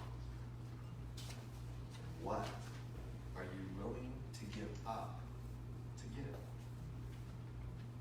What friends, what excuses, what ideas, what bad habits are you willing to give up to accomplish your goals in this life and with jifu? Because you have to give something up. Because guys, your thoughts are things you can actually measure. Did you know that you can measure your thoughts the same way that you can measure electricity? So you can connect your brain, your head right here, this detached awareness and healing and sleep. Your brain is not nearly as active in sleep as it is when you are focused. The top, your brain waves are moving very quickly when you're thinking and focused on something. That's enthusiasm and that's passion, right? When you're passionate, enthusiastic about it, when you're alert, your brain is very, very active. And what's unique about this is we have this electric field all around us. And these patterns, these thoughts, what's so amazing about them is the light seen coming from a star in energy is the same type of energy that you emit from your brain. This is science. This is not me making up. I had to whittle this down a whole bunch. But the fact is that your thoughts are the same type of energy that comes from stars. And not only your brain, but your entire body has an electric field. Everything that has a nerve has this electric field to it. And it literally attracts it. Do you realize if I put a radio right here, I could capture something on 91.2. I don't know if that's a station here. It's a station everywhere, it seems. 91.2. But just because we can't hear it right now doesn't mean that it's not in here. Right now, 91.2 is going right through us. But when you turn it on, a radio 91.2, all of a sudden, you can hear that music. You can hear that, what's on that station, correct? You are emitting right now the right or wrong thoughts to the person who's in front of you. And whatever you are emitting, that person can feel. That's how you got 5 seconds. If you're a negative thinker, if you're a pessimistic thinker, if you do not believe in yourself, the person can feel it, right? And the fact is that there's all kinds of studies, even with identical twins. I know that Tanisha's a twin, but all kinds of things that they're just, people call them miraculous. It's not just miraculous. We emit energy that a twin can feel. When a twin is sad, often the other can feel it, even when you're not there. We emit an energy, and your prospects can feel it. So guys, thoughts are energy, the same as everything else. That means that all of your thoughts are governed by quantum science. The same way as physics, your thoughts dictate how successful you'll be. If you can't control your thoughts, if you can't control the way that you think about people, understand that they will feel it and they'll know it. You want to make an impression on somebody in 5 seconds? Start to become the person that you want to be around, and you will attract that person to you. The human body contains enormous quantities of energy. In fact, the average adult has as much energy stored in fat as a 1-ton battery. Just in a pound of fat in your body, you have enough energy as a 1-ton battery. You are a walking, breathing energy ball. And you can either harness that and use it for good, or you can repel people from you. Right? So I encourage you guys to do this. If we're entangled in this universe, and the difference between us and the photons that we can think, you can control what you attract to you. You can control what happens to you. You have the ability to bring to you. This is a beautiful thing right here. She says, use whatever excuse you can to vibrate in harmony with the things that you've been saying you want. And when you do, those things that are in vibrational equivalent flow into your experience in abundance. What's this lady saying? She's saying, not because you deserve it, not because you've earned it, not because it's anything other than law. The same way as if I drop this, the law of gravity will bring it to the field. When you start to think, act, and be what you want, you will attract to you exactly the same way that the law of gravity works. Hallelujah. Hallelujah. Guys, there's never ever going to be an injustice because you will attract what you are. You attract what you are. And if you don't have what you're looking for, you need to understand effort alone will never make you rich or successful. There's only so many hours in the day. The difference between the rich and the poor is how they use those hours and how they think. At this point, I start to look at the different. Oh, she wants me to go back. There we go. One more. One more. Forward. There we go. Right there. Right there. Okay, we got it. I was getting signals from the crowd to change it. You want to become more, you want to have more, then you need to become more. Right? Everybody stand up for a second. Stand up for a second. Turn to the person on your left. Put your hand on their shoulders. Give them a nice massage right there. Is that okay? Turn the other way.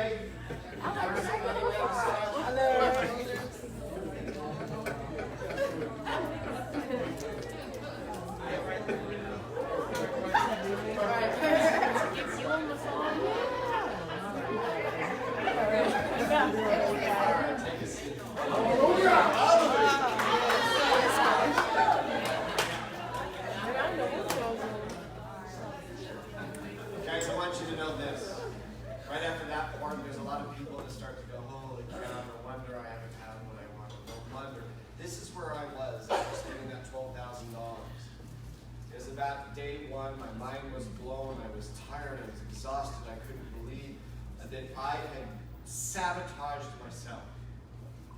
I had sabotaged myself, and it was almost instantaneous that my results started to get different. Doesn't mean that I started to get rich immediately, but my results started to get better. Small little chunks with them, bit by bit.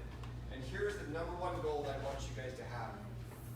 Feel good each day. That's your number one goal. That doesn't mean that every day is going to have every moment perfect. In fact, that would be pretty terrible. Everybody thinks you have to be happy all the time. Baloney. Sometimes it's the bad moments that make the good happiness moments so special, right? But every day should have something good. And guess what? You determine that. This is a really simple thing. The fact is that if your goals do not make you feel good, then stop immediately with that goal. If you put a goal to have do you know why I believe right now I could have a 2000 or 1967 Ford Fastback Mustang for over $215,000? Do you know why? Because if you would have asked me that in 1999, I wouldn't have believed I could have a 1967 Hot Wheels Mustang. Why do I believe now that I could be foolish enough to spend $215,000 on a Fastback Mustang? What's that? I didn't hear you what? The condo that you bought into? Well, yeah, that was a bad decision. But it was bad decisions like that, right? That put me in a bad spot with it. The fact is I started to learn how to set goals and I started to achieve those goals. I stopped having the goal then, but then it was, can I get a new Honda Accord? Right? That was the goal that I had then, was a new Honda Accord. And after that, it was a Mercedes. And after that, now I just bought this really expensive, crazy truck. And it makes me so happy. It does. I'll have to show you videos. My friends and I put a car hood behind it. We went to sand dunes and towed each other behind it going 45 miles per hour. It was crazy stupid, but it makes me happy, right? And the thing is every day should have some of those small moments. Every day you should be setting goals that make you feel good. If you have a goal to make $1 million a year with jifu, and you've never made $2,000 per week, I would tell you to ratchet it back. Start with something that stretches you, but you can achieve. It gives you a little bit of fear, but in your heart, it feels right. Those are the goals that you need to start setting, the ones that make you feel right. Doesn't mean it's not going to make your heart beat. It should make your heart beat. But if you set too big of a goal, too unattainable goal, it may push it further away. If it doesn't feel good, then ratchet it back to something that does feel good. And if it's too easy, come on, challenge yourself. You can achieve more with it. So goals should be believable and make you excited. And if you don't believe the goal, it will demotivate you.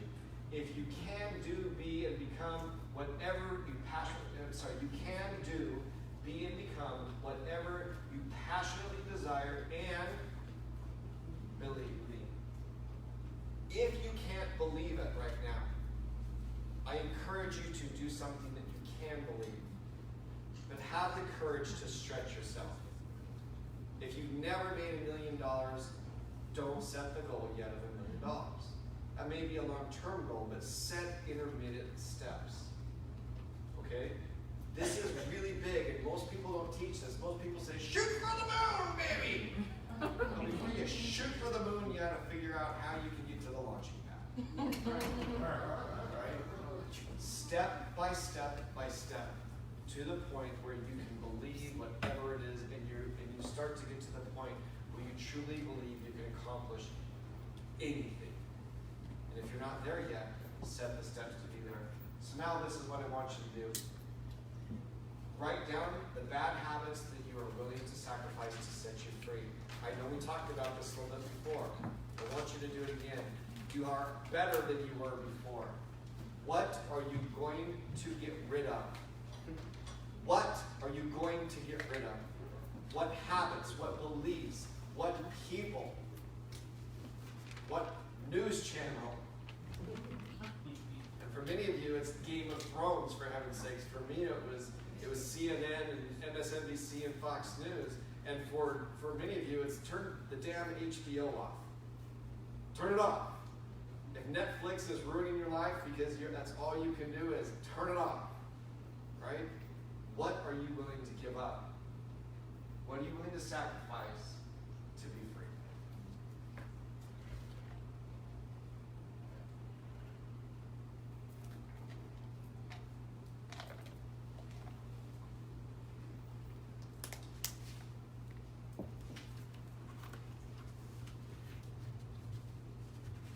I want you guys to take that serious, and now I want you to do something big. Redo your bucket list with something that you're going to do in the next 6 months.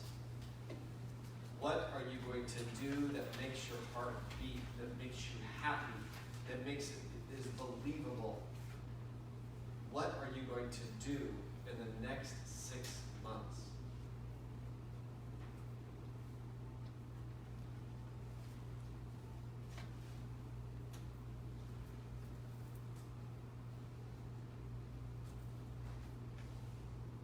I want an action item in the next 6 months. What are you going to achieve that makes you believe that you deserve that? I believe every time you go manager 1, manager 2, manager 3 for the new time, you should reward yourself with something serious. You must reward yourself along the way. If you go manager 3, what are you going to do? Have me something that makes you happy. What do you do when you go director 2, by the way? Here's the last one I want you to write down. When you get the jet setter bonus of $12,000 to go anywhere you want to go, Nation's going to get that here soon. You get a $12,000 worth of travel reward credits. That's what the jet setter bonus is. What do you do with $12,000 of travel reward credits? Where do you go? They're going to want you to take it with you. But you can get it. Where are you going to go with $12,000? Does anybody want to share with me where you want to go with $12,000 in travel reward credits? Yeah. I would like to go to Dubai and experience the hotel that's under the water. Dubai under the water. I didn't know they had an under the water one. I knew they had the big sailboat one. And so they have one under the water now. See, that would be cool. And by the way, I don't think you can fly on the United Arab Emirates where you get your own bathroom and shower, but you could fly first class and stay in that and eat really well for $12,000. Yeah. That would be amazing. Anybody else? Where would you go with your first jet setter bonus of $12,000? Anybody else? Yeah. I believe I San Fran. I want to go to Santorini.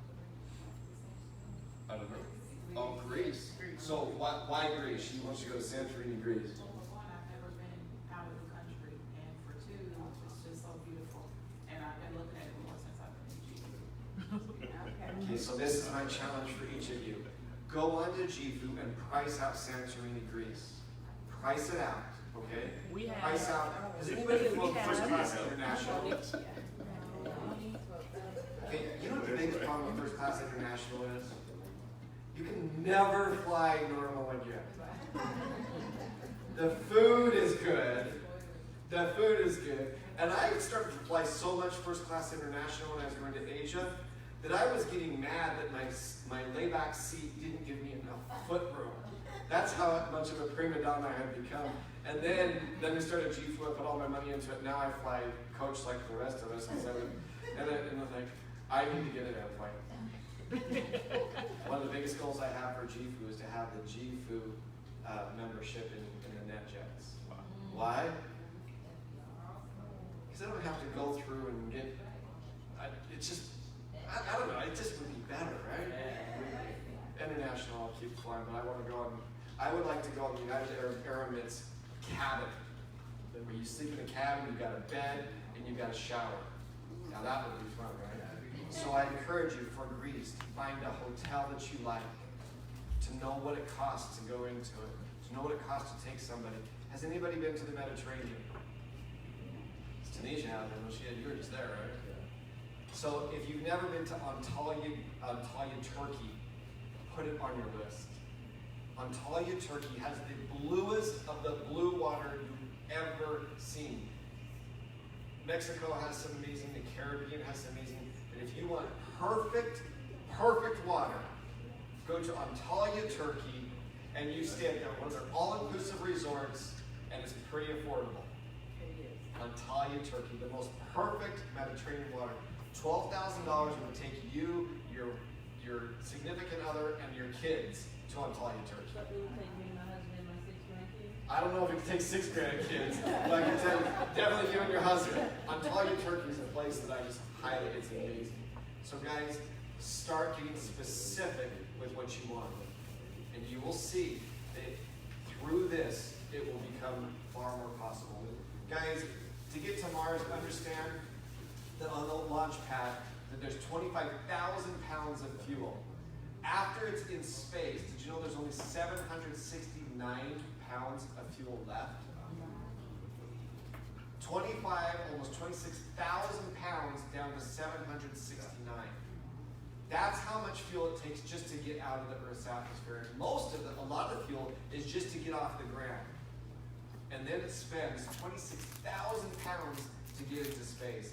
And then it only takes 769 to get to Mars. 97% of the fuel is required to launch. It's the same thing with your business, guys. You must take massive immediate action right now. This is where I want to know who is willing to download that file from Facebook. Files, jifu Daily Action Planner. Who is willing to get to 25 points a day? Woo! That is the massive immediate action. That's going to require you to speak to 10 people today. That is sending messages to them. That is sending text messages to them. That is taking massive immediate action. And these are the things that you'll do each day to get the points. Find prospects. Invite prospects to explore our services. Present the opportunity. Don't present the opportunity to a person who is being a tire kicker. Move past that person. Follow up and cultivate relationships. How do you do that? You follow up with them. You talk to them.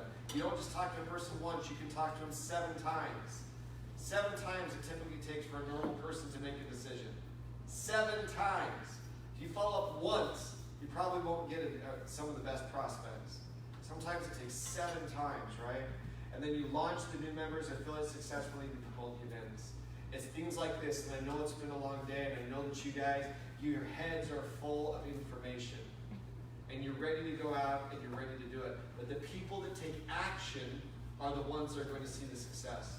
The people that make the decision to get 25 and 50 points a day, you're the ones that will start to see the money. You're the ones, oops, I pushed the wrong button. If you want to sponsor 20 people slowly, here's the reality. If it takes you a year to sponsor the people, 12 of those 20 will start to do something. But within 90 days, only 8 will be left. Within 12 months, 4 will be left. It takes you a year to do this. And in 5 years, maybe 2 will become successful, but you will probably be gone. Those are the statistics. So if you want to sponsor, make a decision to do it fast. Make a decision to do it. Sorry, I got that wrong with it. In 2 years, those will be top income earners within your business. If you do it slow, the fact is that in 5 years, maybe 1 will be there. Apologize for messing that up. Guys, it doesn't pay to go slow. 20 people in 20 months, if you're still around, 1 of them may be around, maybe. Whereas if you do it fast, in 2 years, those 2 people are going to be making you hundreds of thousands of dollars per year. You do that 20 people in 30 days, guys, within 5 years, those 2 people are not only going to be making a lot of money themselves, but you can be making that hundreds of thousands of dollars. Download this, make a commitment to talk to 20 people per day for 30 days. 20 people per day for 30 days. Tanisha, how many days? you don't have to do it 7 days. If you do it 5 to 6 days out of the week, how many days of the week would you say on Instagram, on Facebook, and in person, and in text, would you say you talk to 20 people per day? A lot. I mean, it's just a habit of mine now, so it's not even like a performance to me. It's just natural. I talk to literally every single. It's not just to sound cool either. Like literally every person I talk to, I talk about the opportunity. I look for ways and open gates to go and start talking about jifu. So it's just a habit of mine. 20 people every day. At least 5 times out the week, I talk to at least 20 people. Once it becomes a habit, it's not even difficult, is it? Exactly. And whenever I'm in an Uber, I always get a lead. Every time I'm in an Uber, I get a lead. Every single time. It is so easy, and I'll show you how we do it. I do it with 3 questions. This is the easiest thing. The easiest thing. We can do it in Spanish or we can do it in English. ¿Te gusta viajar? Do you like to travel? Sí, como no, por supuesto. Yes, I do. Bueno, ¿conoces Expedia Priceline? Are you familiar with Expedia Priceline? Yeah, see? I did this in Mexico every single time too. That's what I'm saying. It works every single time. Next one. Are you interested in learning how to save 35 to 45% off those major travel sites? Yeah, how? Well, let me show you. And then you give them your button pass. But the best thing you can do is when they stop driving is that you show them really quickly how to save money going to Cancun, how to save money to go to Chicago, how to save money to go to New York, how to save $10 to go to the top of the Empire State Building. It takes 5 minutes. These 3 questions take about 30 seconds, and you can do it over and over and over and over again. We've talked about the mind-money connection. We've talked about making yourself ready when the person is there. But the fact is if you have enthusiasm and if you have spent time on the site, and more importantly, you've gone and used the travel portal, this works every single time. The travel portal cost jifu hundreds of thousands of dollars. And the first time I wrote an $80,000 check and I got access to it with our programmers, I was really nervous to use it. I just spent $80,000. And I got nervous to use it. I thought, is it going to work? I just spent $80,000. And I didn't. I was questioning if it would work. And then it worked. And it worked again, and again, and again, and again. Do you guys think I question if it works anymore? Nope. Those of you who have not used the travel portal right now, I guarantee you when you give it to a friend in your mind, you're thinking, I hope this works. The best way to do it is to live it, to have that experience. You must use it. And when you use this, these 3 questions, and this came from Nacho in Mexico. Nacho came up with these, and I copied him. I use them over and over and over again. Every time I'm in an Uber, I get an Uber or a Lyft, I get a lead. Every single time. I got a lead at the Mets game, and I gave it to Elijah. I was sitting next to the guy, and I always start to talk to people. What do you do? I do this. What do you do? Oh, I have a travel affiliate program. I never tell them I'm the owner of the company because that's unfair. I said, I have a travel affiliate program. Really? I said, yeah. And I said, do you like to travel? Yeah, I do. Hey, do you know Expedia Priceline? Yeah, I've used it. I said, hey, if I could save you 35 to 45%, would it be interesting to you? Yeah, it would be really interesting. My wife, the guy said to me, we're talking about a trip to Dubai. I said, well, you know what? Let me show you how to save some money. And then Elijah gave him his card. Every single time at baseball games, on airplanes, on Ubers, on the phone, on talking to people anywhere, is the easiest way to do it. It works over and over and over again. So guys, this is what I want you to do. I want you to pull out your list and write down the 5 people that you've been afraid, the 5 most successful people you know. Write them down. Write them down. 5 most successful people you know. Write them down that you have been avoiding contacting. Write them down. The 5 most successful people that I call it a chicken list.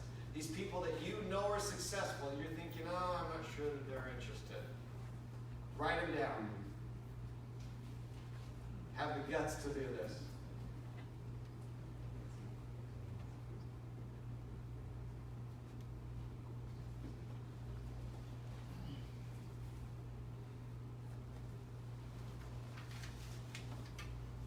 you ready?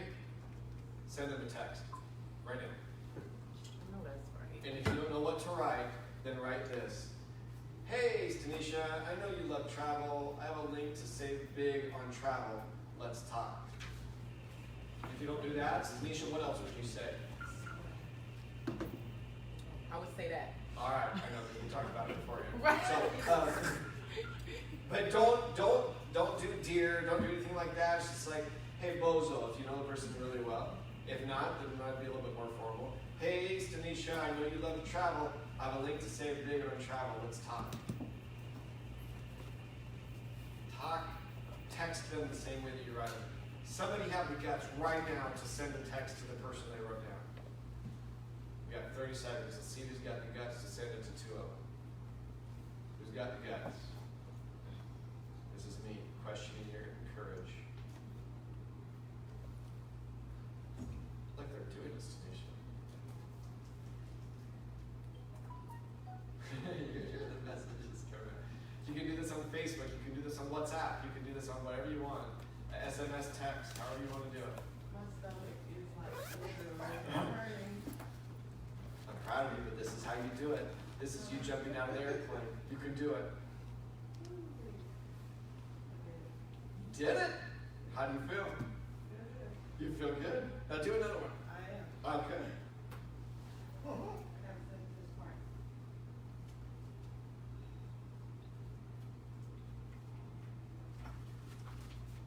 So what happens when they write back? Hey, you know Expedia and Priceline? Yeah. Well, I can show you how to save 35 to 45%. I'm going to send you a link and then let's talk. Always call the person back and walk them through. You send them a buddy pass and then you walk them through it. If you don't walk them through it, most of the people will not activate the link. We've seen less than 8% of the people activate it without the person walking them through it. Okay, who's sent a text to somebody on that list? Raise your hand. Proud of you guys. Make this a daily habit. And you'll see pretty soon that butterfly becomes courage. Look at her. Did you do it? Okay. He's got to do some bathroom. Guys, you can do this. Here's the last part, and then we're gonna turn it back to Stanisha. Guys, one of the best ways to feel good about yourself is to feel good in your skin. We did a thing where it doesn't matter what your body is right now. It doesn't matter what problems you've had in the past. What I want you to know is you can feel comfortable with your body. And I'm going to show you. Me. This is the far left is me at 36. I am now 47. At 36, I was 155 pounds and 22% body fat.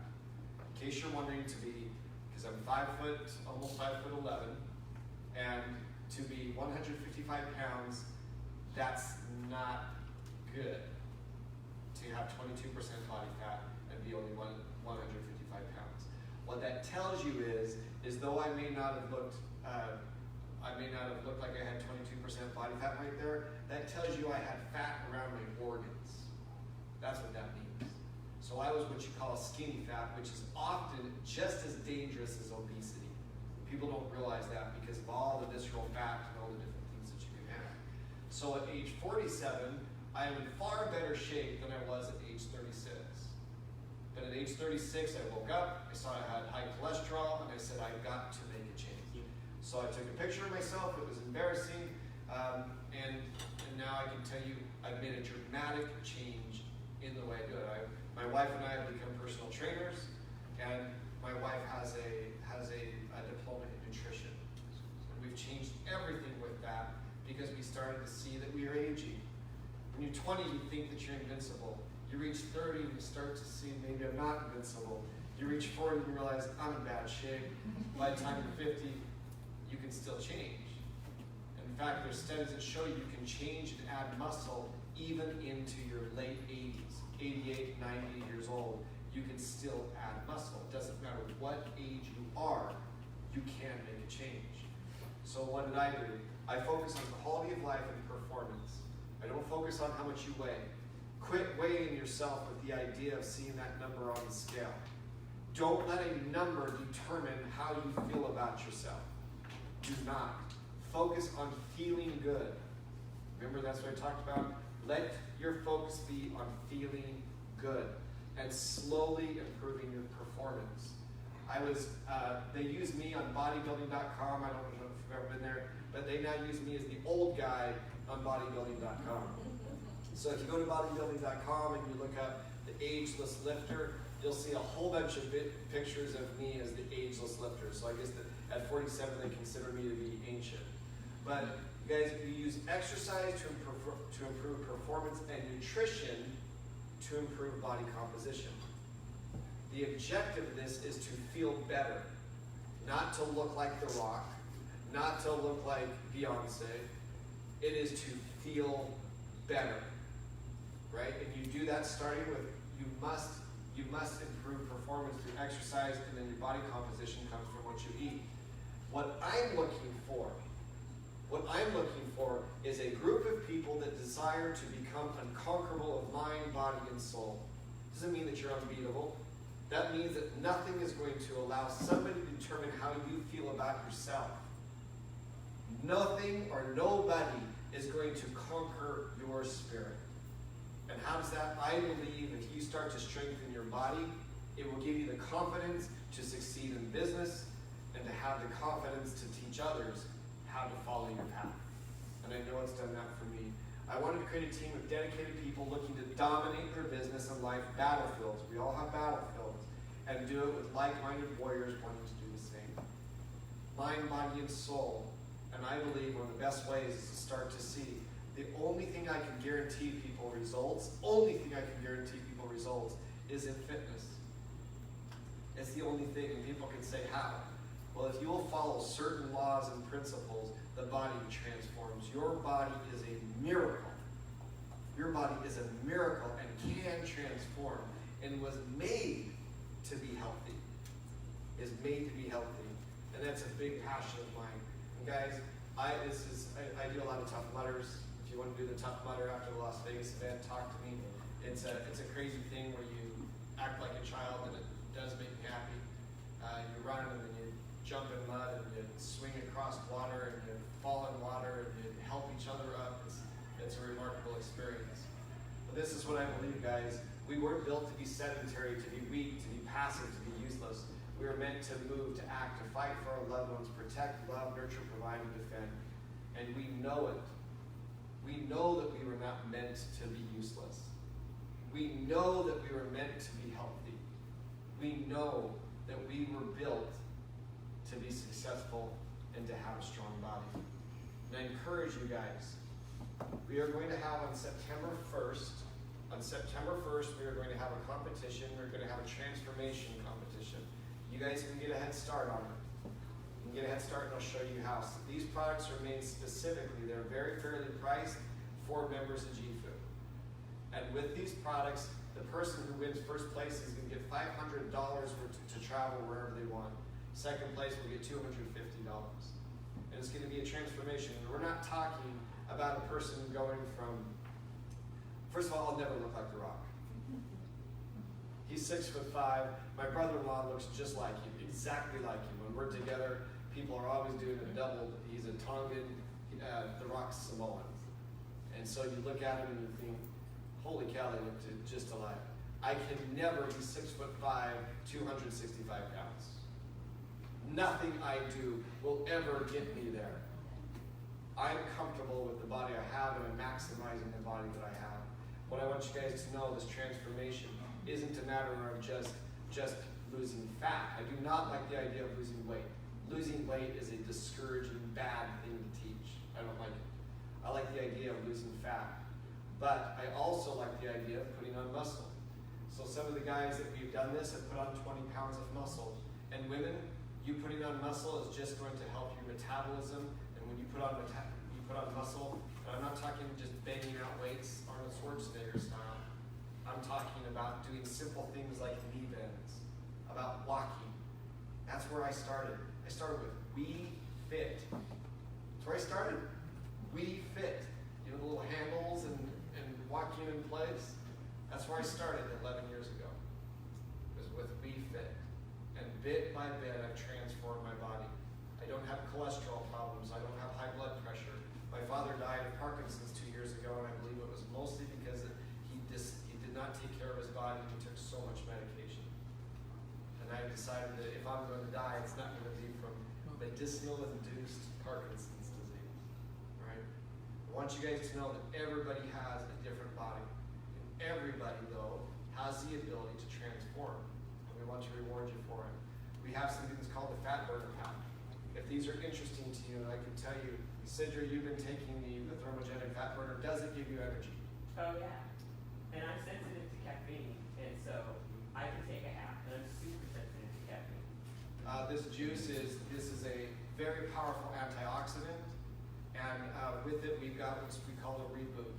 And with the reboot, if this is something that's interesting to you, I'll tell you that you guys will you'll be the first on it. We've reordered all of it, so we have some fresh supplies again. And this pack is $95. Typically within network marketing companies, the juice alone is $95. If you look at, we priced all these against, we want to make sure everything was priced fairly. Everything was priced fairly. So there's points for the upline, and there's also good deals for you. This deal right here, you can go through, and if you want to transform, we're going to start doing calls September 1st, where we talk to you about where my wife and I will be mentoring you with how to exercise and how to eat. Eating is almost everything. By the way, if you're around me at all, you see I eat a lot. People who believe in starvation diets do not get it. You starve, your body holds on as a fat. We talk about eating, and I eat a lot. In fact, I'm quite hungry again. I eat a lot. I eat over 3,000 calories a day. And anybody who tells you that you should skip meals, well, sumo wrestlers become what they are because they eat one time per day. I eat every 3 hours, and I eat lots of fat, and I eat smart carbs. I do not believe in keto. Keto works temporarily. I believe in eating smart, and I eat a lot. And I tell you, if you want to put on muscle, this is a phenomenal one. This will give you the energy that you need. It'll give you the nutrients that you need, and it will also, for men and women, your muscles need testosterone. Even women. This is not something that's going to give women a hairy upper lip. This is something that my wife takes, and it helps build muscle. If you're over the age of 28, I hate to tell you this, both men and women, especially men, start to have testosterone problems. The best way to build muscle is to be able to put that back on. So this is the Muscle Max pack. And then this is the Ultimate pack. We only have 2 of these left. So this is of all interest to you. This has some of the most powerful products. I take these products every single day. And then you will feel different when you take them. That I guarantee. And if you're lacking energy, if you're lacking, for example, the ability to heal, this is just a phenomenal pack. And I think we want to just got a couple of them. So how do you do this? I tell you that if you're committed to improving your body, send an email right now to memberservices@jifutravel.com. Memberservices@jifutravel.com. And if you just want the juice, I'll tell you, if you feel good about your body, then you should be taking the juice. The juice is a phenomenal antioxidant. It is wonderful for the skin. It is filled with resveratrol. Resveratrol is one of the most powerful things for skin, eyes, everything. It is loaded with it. And just tell them what you want.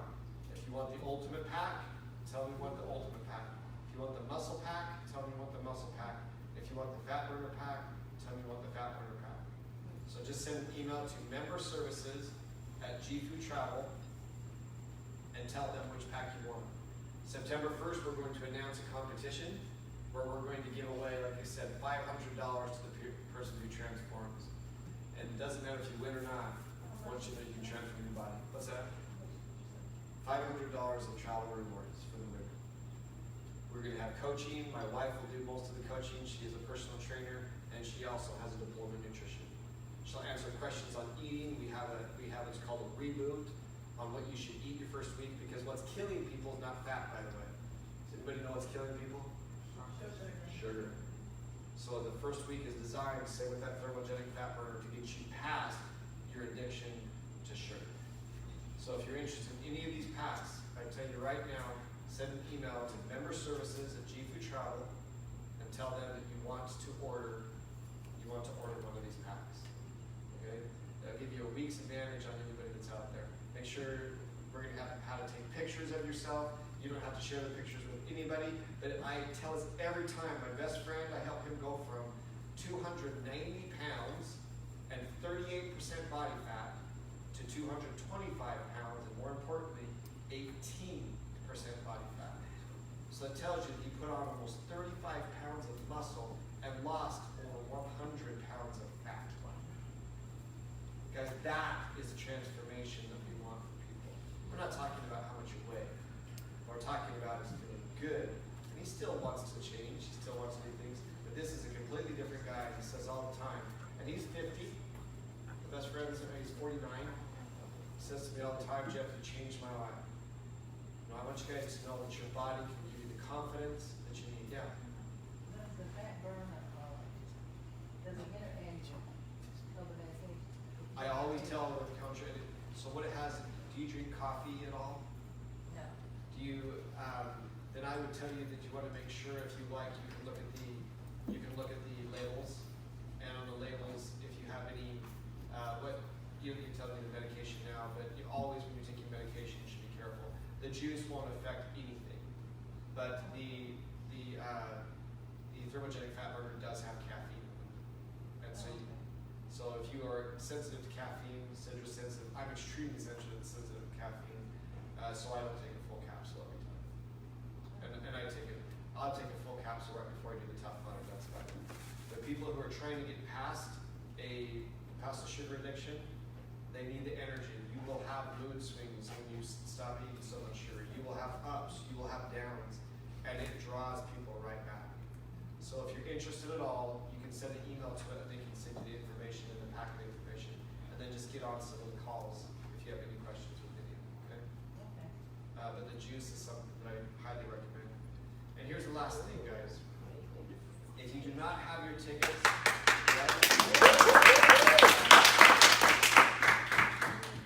this is September 20th, September 17th through 20th of October. Thank you. Of October. If you don't have your tickets, get on them today. If you want a special room deal at the Palms, because it is at the Palms in Las Vegas, we are running out of rooms. The Japanese are buying them all. There's always going to be other places, but the Palms is not on the strip. It's just off the strip. It's right across the street from the Rio. But I would tell you, if you want a great deal on the Palms, then you need to do the same thing as what I said right there. Send an email to memberservices@jifutravel.com. And you get your tickets at jifuevents.com. But if you want to stay at the Palms, we're almost out of rooms there. And like I say, the Japanese start snatching them up. So make sure that you send in the email, and because this is not available on the portal. Travis got us a really special deal at the Palms. So if you want a great deal, you will not be able to find a better deal at the Palms than that. So be sure that you get that. And I think we've got a limited supply at this point. Be sure you do it. You want to change your life, guys? Understand. You want to be epic. You want to go to the next level. Take serious the things that you wrote down today. Understand that you are the person that's going to change your life. If you want to change your body, we're here to help. You want to change your mind, we're here to help. You want to improve your finances, we are here to help. But notice the key word that I said in all three of those instances. If and help. Who is it really up to? It's up to you guys. That's the good news and the bad news. It's up to you. We spent just over 2 hours. I am grateful for the time that you gave me. I'm grateful for the trips, the travels that you guys have made to be here. I want you to know that you can have, be, and do whatever you desire and believe. Be happy now. Feel good now. mad. Right? And I'd like everybody to stand up and let's read this together. Do this with emotion. You guys have been awesome. I've gone through a ton of information with you. And I hope that something that from today is going to change your life. So Sidra, will you start us off today with that? And I want you guys to do this with emotion. Your words have meaning. Start us off, Sidra. I am not on this earth by chance. I am here for the purpose to grow into a mountain, not to shrink into a grain of sand. Henceforth will I apply all my efforts to become the highest mountain of all, and I will strain my potential until it cries mercy. You guys can do this. Thank you so much for being here today. Thank you.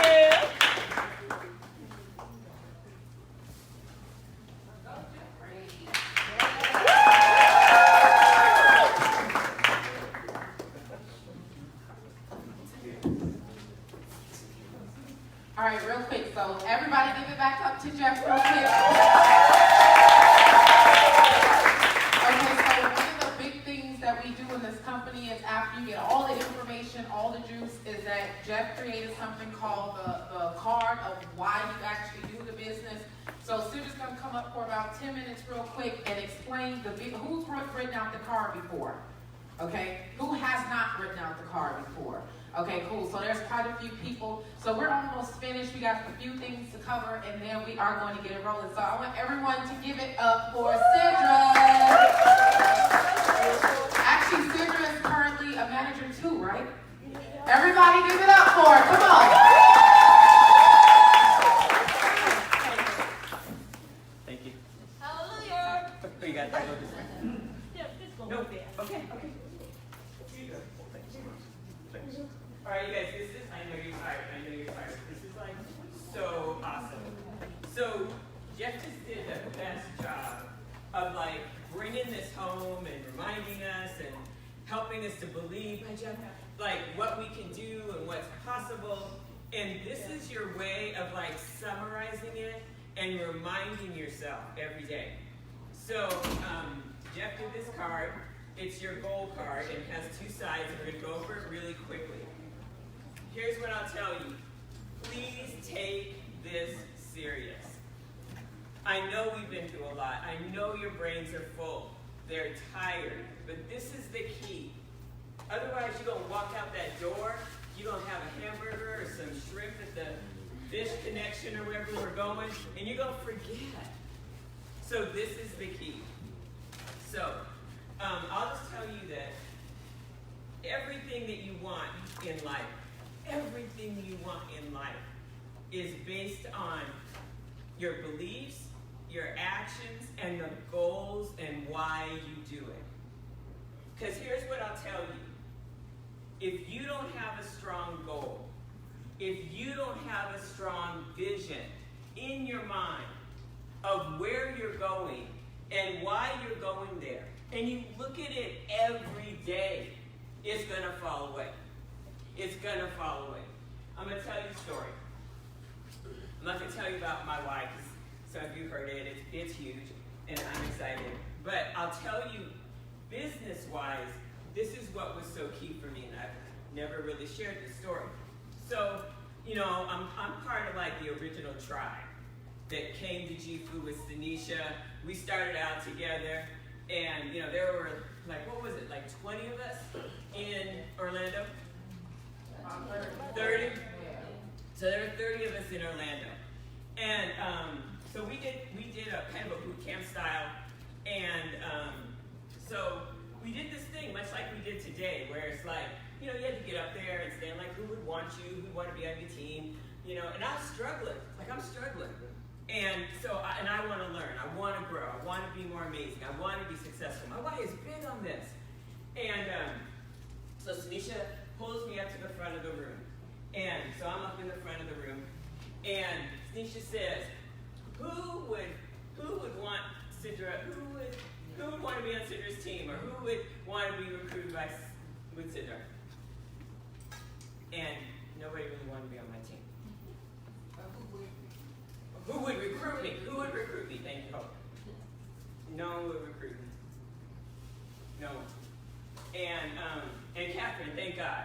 Catherine, in the end, said she'd recruit me. But I had to stand up there for a few minutes, and nobody wanted to recruit me. Now, to be honest, you probably shouldn't have wanted to recruit me. Not that I'm not amazing, but I'll tell you, I make 6 figures in the world. You know, I'm not struggling to make money. I have gain in the world. But that was humbling. That was humbling. Not so much that no one wanted me, but because I was standing up there. And I was oh. Now, I asked for it, and it was cool. So that happened, and I took a breath. But, you know, I could own the fact that I wasn't amazing in network marketing. I had no game, I had no clout. I bought the t-shirt, I'm not great. But then it came to the point, and I'm like, I don't cry. Like, oh, I was getting gonna cry. This is why it's so important to me. So I got up, and no, we were done. And Tanisha's like, okay, now y'all, that wasn't Tanisha's voice, sorry. Okay, now we gonna get in here, and we gonna kick butt, and I'm gonna need some, she didn't say that either. But she's like, okay, I need some people to train, because I got this going on. Now in the world, if I have a gift, if God gave me one gift, it's to train. It's to train. That's the gift God gave me. Now you didn't see it in Orlando. I was pretty quiet. I was pretty weak. Own that. But that's my gift. So here I am. I'm in row 2. I'm like this. I'm like, here I am. I got this. Tanisha looks over me. She looks over my hand. And I said, oh. Now let me tell you, nobody ever looked over Cedric Gaines' hand when it came to training. I trained thousands of people. Tanisha looked over my hand. Tanisha went to somebody who, I'm sorry, God bless them, they were pitiful. Yeah, I'm sorry. And she asked them, okay, babe, so you'll be doing this? And I was like, oh. But and then again, she came at it again, damn it. Sorry, she came at it again. This was a hard day. This is a hard day for me, and I'll tell you why. I got a reason. And now my hand's not up so high because I'm embarrassed. I'm embarrassed. I don't get embarrassed, but I'm embarrassed. But I'm thinking I can give something. I wanted to give something. I raise my hand. She looks over again and chooses that person and says, okay, well, yeah, that's it. So we're done at the end of that day. And I went back to my room. And I was a little defeated. I don't get defeated. I was a little defeated. And I was like, what the heck? I can do this. Now, I already got shut down that I can't recruit. Okay, I own that. But someone that I look up to, that I respect, that I want to honor who I am, looked right over my head. And I'll tell you, had it not been for my why, that might have been the last day I did jifu. But I took my butt to my room. I didn't go to the after party because that's not me anyway. I sat in my room with my little dark self, not dark, but cloud over the head self. And I had to be still and remember why I was here. Remember what my purpose was. And that purpose was bigger than Tanisha Graham. And what she thought of me on that day. Because the reality was, I didn't deserve to be picked on that day based on what I could do. I didn't deserve it. I was the weakest thing you ever saw up here. I was scared to death. Why would you, leader of half the free world up here, choose that person to get up in front and represent her anywhere? Anywhere. That was humbling for me. But my why allowed me to be still long enough to realize it had nothing to do with Tanisha and how she felt about me. But the reality was, It had to do with me. And what was I doing? And how long was I willing to stay in this game to earn the right? Not to get it, but to earn the right to be before you or any group that's the Nisha would feel was important. And the reason I could do it was this card. Because my why is huge. My why is huge. And that's how significant this is. So I want you all to take out your pens and your paper, and we're going to do this right now. Your goal card. What will you achieve in this business? Jeffrey has taught us, like, be careful picking too big, because maybe you can't get there. But you know, Stanisha teaches us too. We do our affirmations every day. You choose for you. If you've done this before and you're not looking at this every day, you better write it again. Because something happened between the last time we did this and now. You're not looking at this every day. You're not serious. You're not serious. So what will you achieve? What goal will you achieve? And by when? Jeff just gave us an opportunity to think about a 6-month goal. Let's go for that right now.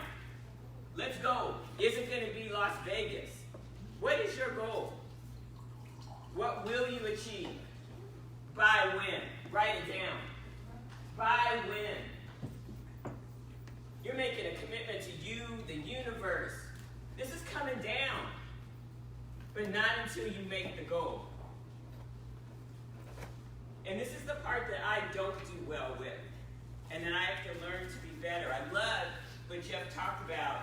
Like, when you hit that next thing, how are you going to celebrate? I'm so busy thinking about the big one. I got to celebrate that next step. So take a second. How are you going to celebrate? And then I need you to sign the date. So what are you going to achieve? By when? Oh, because what? Why are you going to do it? Why is this goal important to you? I apologize, I missed that. Why is this important to you? What's your because? Is it about family? Is it about you? Is it about a commitment? Is it about keeping your word to yourself? What is it? And then I want you to sign a date.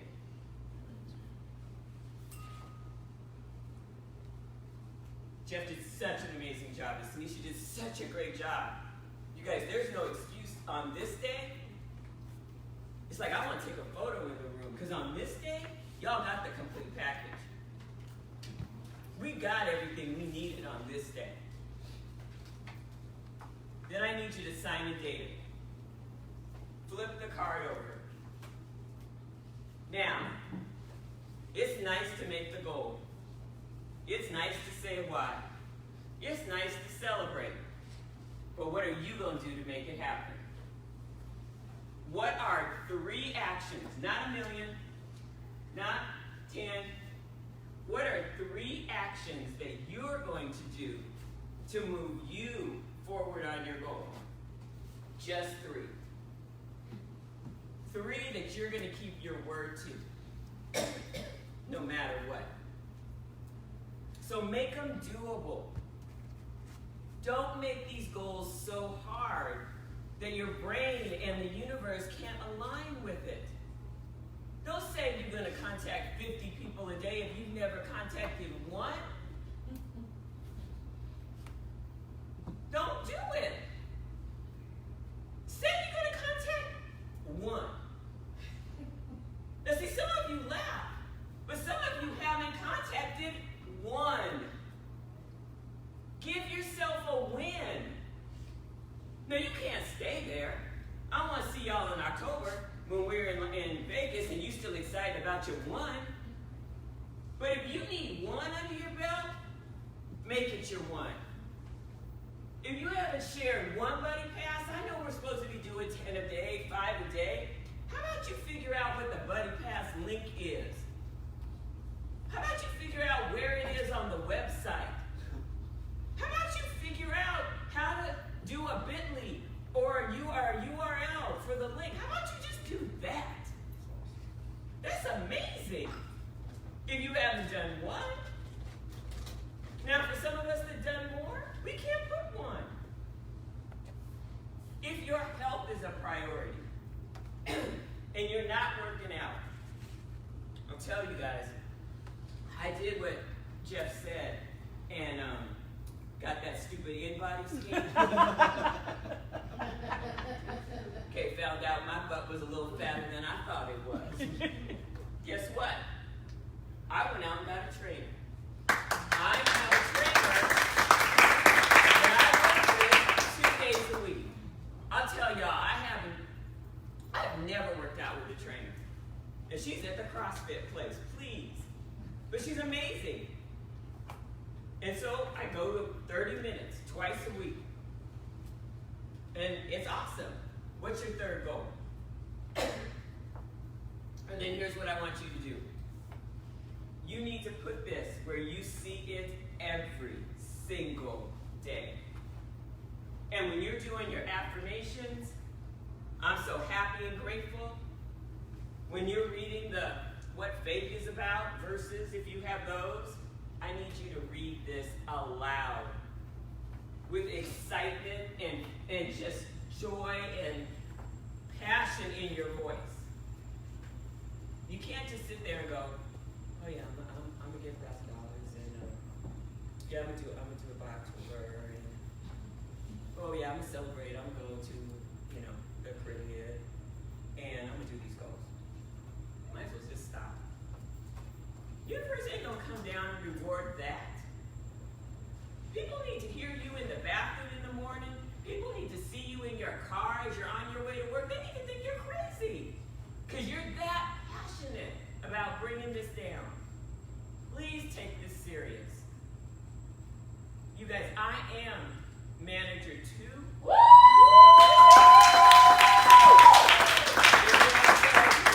Here's what I'll tell you. I didn't mean it like that, but thank you. It's not because I'm the best recruiter in the planet. It's because I stayed in the game. It's because I kept my word to myself. It's because I kept focused on my goals. And Jesus hooked up my down. Thank you very much.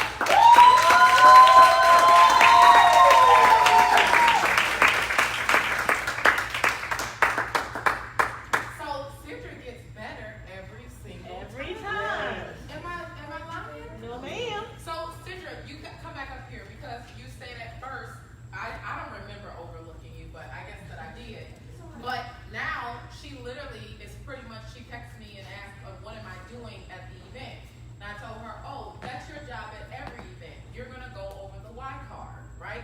And so everybody knows that I'm super big on filling gaps.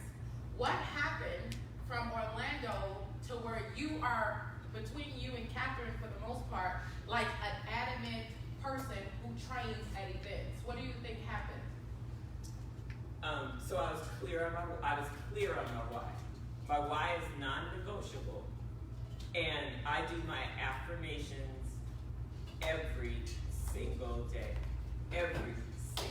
without fail. And I learned principle. Every time you drop a principle nugget, I'm picking it up off the floor, and I got it. I know that was my gap.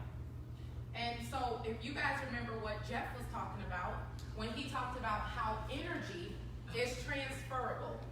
Because I stand here, right? You asked to come up in here, now you want to go back to your seat, okay? Because I can't see what she does every morning. I can't see if she quotes her affirmation. I don't see any of that. Do we talk on the phone so much? No. So even it's funny because if you ask me why I gave her the role or the position to do this, I don't know. Because when you were talking, I was thinking, so when was the transition that I thought Sidra should be doing training? I don't know. But when you talk about energy, what it was I obviously didn't know that I could feel her energy. And her consistency at home, and people think this is like some type of black magic, right? Like what in the world is happening? It's just the law. Her energy and how adamant she was to dominate, I felt it. Now I didn't know, I didn't think about it, it just happened. like that. So when you hear people keep trying to stress to you the importance of getting this down in your mind and removing yourself out of the way, that is literally the key to it. How many of you guys listened to the audio that I sent to you with Tracy, what's his Brian name? Tracy. Brian Brian Tracy. Who actually listened to it? $2.99 on iTunes. Okay? Brian Tracy, who actually listened to the whole entire training? What's one thing he talked about in that training? He says it is impossible. Everybody, I keep telling people that the secret of success is so loud that no one hears it. Think about it. Even as Jeff went over all these slides, 90% of the room still probably battles with the fact that this win that you're actually going for has a lot to do with something internally. It don't seem that way. Because to you it seems like, well, everyone just keeps telling me no. That don't have nothing to do with it. It's something on the inside of you that is reflecting on the outside. You know, I was listening to him this morning, and while I was in the shower, I was like, every single one of these mega super trainers in the world all say the same stuff. Everyone's repeating what one another said. Earl Nightingale says that success is what? A progressive realization of a worthy idea. I mean, everybody's just saying the same stuff, and it's so funny that people become multi-million-dollar trainers to repeat the same information. And you'll go listen to multiple trainers over and over and over again, and you keep hearing the same stuff, and for some reason, it still takes you a long time to give yourself a paradigm to understand that literally what you think is who you are. Not what you think that you are, what you actually think with a comma is who you are. So when Sandra decided that she was actually worthy of training, you don't have to worry about how it's going to happen. Because if you understand law correctly, we call it universe or God or whatever you want to call it. I would say God. God will make it happen for you without what you're actually hoping and thinking about making sense to you. Sidra could have decided to put her trust more in what a human thinks about her, which is me, or she could decide to put her trust in the law. So a man thinketh. So it's so, and I love that because you never told me that. I'm sitting here like, okay, because usually I can recall the moment where it would make sense for me to make you a trainer. She wasn't the top recruiter. She wasn't, I don't know. I don't even know how we got here. But we do know how we got here, right? How do we get to Sidra traveling literally all around the United States doing her role in these trainings? Come on, how do we get here? Because of her thought. Now, remember we talked about this earlier, and I'm going to shut up. Remember we talked about when you get to pressure, you got to have the skill level. Now, she says she's a corporate trainer. So it wasn't skill that's the problem. So we didn't have to wait that out. Because I don't care if somebody wants to train. If you don't know how to train, you have to sit down. But isn't it funny, I talked about this, that what she wanted, she actually has the skill level for, and then she mixed it with a little bit of the spiritual law to believe it, and it literally manifested for her in the physical. You never have to worry about how it's going to happen. If you've never brought in one person in the business, and now all of a sudden you want to get one, don't worry about who it's going to be or what type of person it's going to be. You don't have to control that. What you have to control is your thoughts, and your thoughts will literally magnify to the world to bring you in who you want. I'll say it again, but it's still the loudest secret. Because even now as I'm speaking, or if you see Jeff talk, or you see Sidra talk, or you see Jesus Christ come in the room, walk on water too, it doesn't matter. Some people still struggle with self-reflection. Who you are is who you are. Who you think you are is who you are. Who I think I am, Brian Tracy said that for years he would wake up in the morning and 100 times a day he would say, I like myself. Who heard it? See, I know who's doing the training real. I don't just give you that for us to sound important. People are not doing these trainings just to waste your time. We want that by the time you come to Vegas or the time you next year are here, that you're a totally different person. How many people in here think they like themselves? A lot of people didn't raise their hand. So what you have to understand about life is it's not what they told you you are. It's not what other people think that you are. And see, so many people base the perception of themselves based on the results of themselves. You can have zero results. You know, I love to see some people come into network marketing because they're like ignorant on fire. But they signing people up. Because it does not matter anything besides the fact of who you think you are. It might not make sense to everyone, right? But if you think you are someone, that's who you are. So at what point, every person in this room, you have to release yourself from past voices. Any person here that got one of the trainings that I did about the 4 voices, who heard that before? Some of us right now can write down multiple things that you've heard before, which is the reason why now you can't get yourself to see yourself in a positive light because of what someone else said. Think about it. When I was 6 years old, I used to talk so much. Go figure, right? I still talk too much. Okay. And I remember I was at my aunt's house, and we used to sit around the dinner table, and every time I used to talk a lot, people around the table would go like this to me, like make the Pac-Man hand, right? And I didn't realize how much it was subconsciously damaging me because we're taught in life to shake everything off, or it ain't that serious for real, right? No one's here is trained to respect their emotions. So one day I got in the car. My mom used to work late nights, and we would get picked up from my aunt's house at about 3 o'clock in the morning. And I got in the car, and I have a twin sister too, right? So my sister got in the front, I got in the back. And I was riding in the back seat of the car, and I could see the moon because it was like 3 a.m.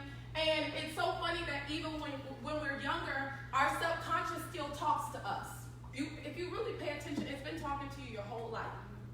So I opened my mouth and I said, and I call my mom Mommy, right? And I still do. And I go, Mommy, when we're at the dinner table and I'm talking, they always make Miss Pac-Man hands at me. And my mom told me something. She said, listen. I said, they say I talk a lot. And my mom told me something, which is the reason why I am who I am today. Now, my story is different than most people in the world. Mine comes from a positive standpoint. My mom said, oh, Stanisha, it's okay to talk a lot. Just always make sure you know what you're talking about. Most parents would say, oh, shut up, you just being weak. Don't get you worried about people gonna talk about you all your life. Why you worried? No, my mom didn't do that.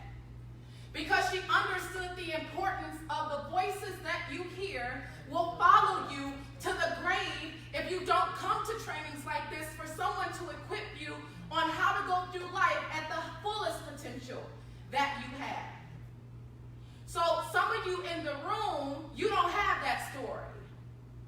Think about the one time, that one thing, that one voice, that one statement that you heard as a child. You might have heard it a couple months ago, that is still following you right now to this day. Most people can recall the moment in their life that they were made or they were broken. And we never deal with it, so you just go through life and you don't even realize why you see yourself so low. How many people in here can recall a moment as your child or whatever that broke you? What did they say? Actually, it was nothing. My father walked out and walked right past me without saying anything. So I said thoughts to myself. I took that and internalized it as, if my own father couldn't love me, who could? Who else can recall the moment that actually broke you, not made you? What was it?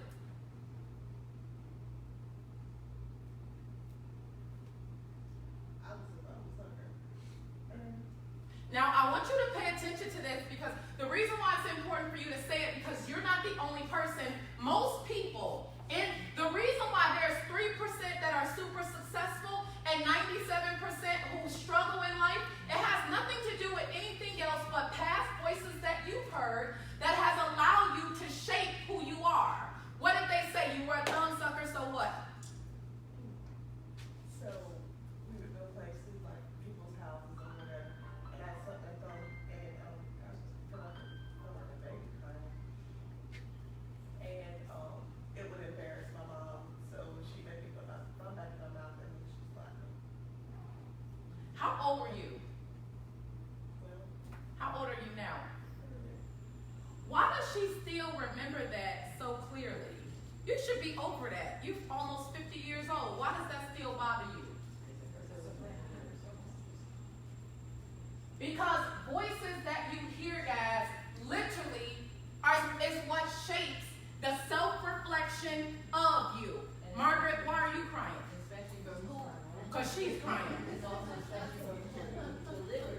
It's also from whoever you've given permission to have authority over you. The worst type of hurt comes from somebody that you look up to as a superhero.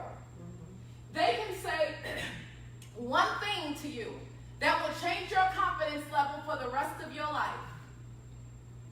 So when we put this all in perspective, okay, some of you guys have to go back to the drawing board and purge yourself from all the negative crap that has been going on in your life for years, and you gotta throw it in the garbage.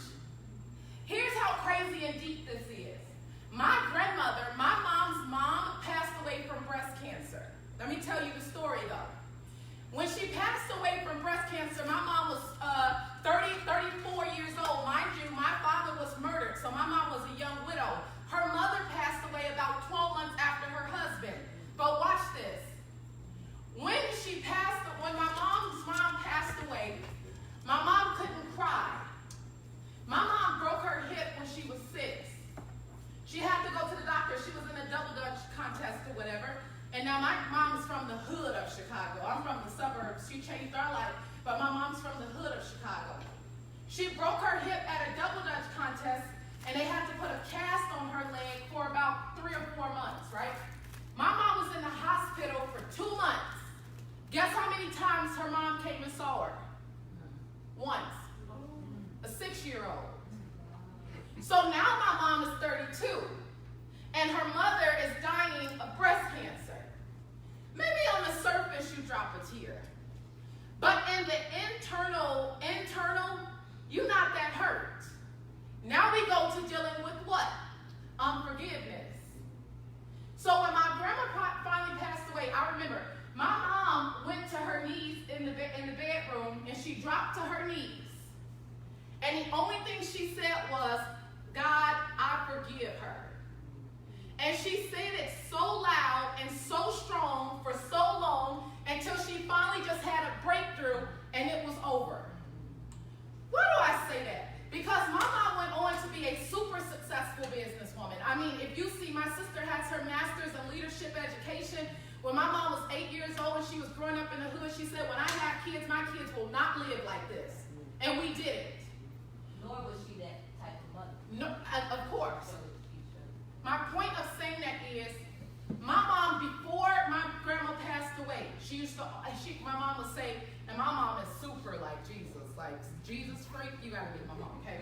So she always had this, what she would call a spirit of fear on her. And she had to think, where is this coming from that I'm scared of everything? And she recalled it back to the fact of when she was growing up, she never felt protected because her mom wasn't there for her. So she gets older now and she has these traits of fear in her. Everything scared her. Thunderstorms, she's scared, blah, blah, blah, blah, blah.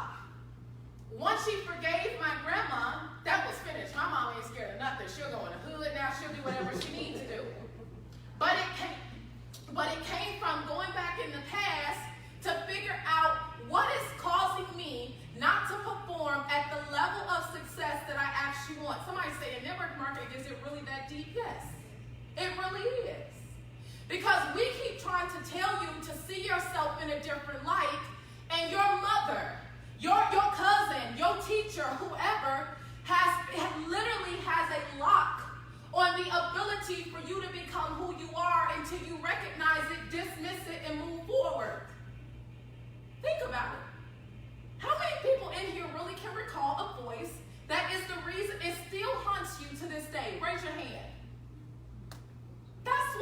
That is and I'm telling you something, and I promise I'm about to shut up.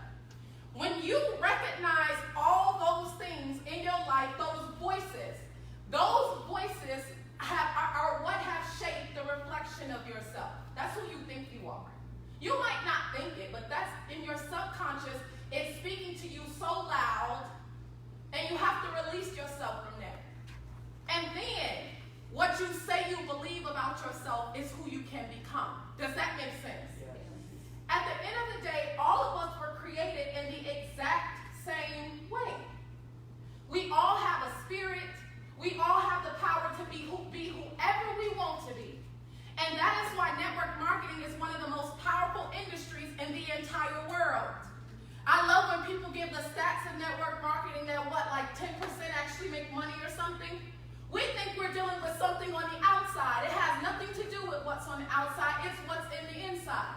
Of course, I came into this industry and was a six-figure earner young. It was just a reflection of me from when I was a child. When I played basketball, I remember my coach told my mom when I was in high school, she's very, very arrogant. And my mom said, oh, no. She said, don't say that about my child. The thing is, I've taught my kids to be very, very confident. She said, so I want you to make sure that you don't confuse her confidence with arrogance. And I was because I was in trouble, because I used to always show the practice late. So I'm sitting at the table like, geez, like, okay, like, confidence through the roof. And that is what I want every single one of you guys to have. Does that make sense? Yeah. Okay, so we're almost done with this training. Margaret, come up here real quick, guys. Margaret, everybody give it up for Margaret.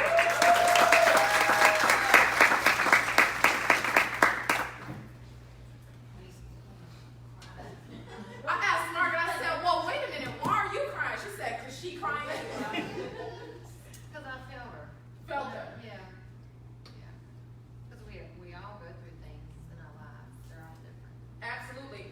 Can you recall a good voice or a strong voice that spoke to you, or a bad voice? Well, people don't know, but It's okay to cry. Hey, I'm reading this book. Listen, wisdom is absolutely everything. Study so you prepare, you know what to say. I'm reading a book right now called Lean In.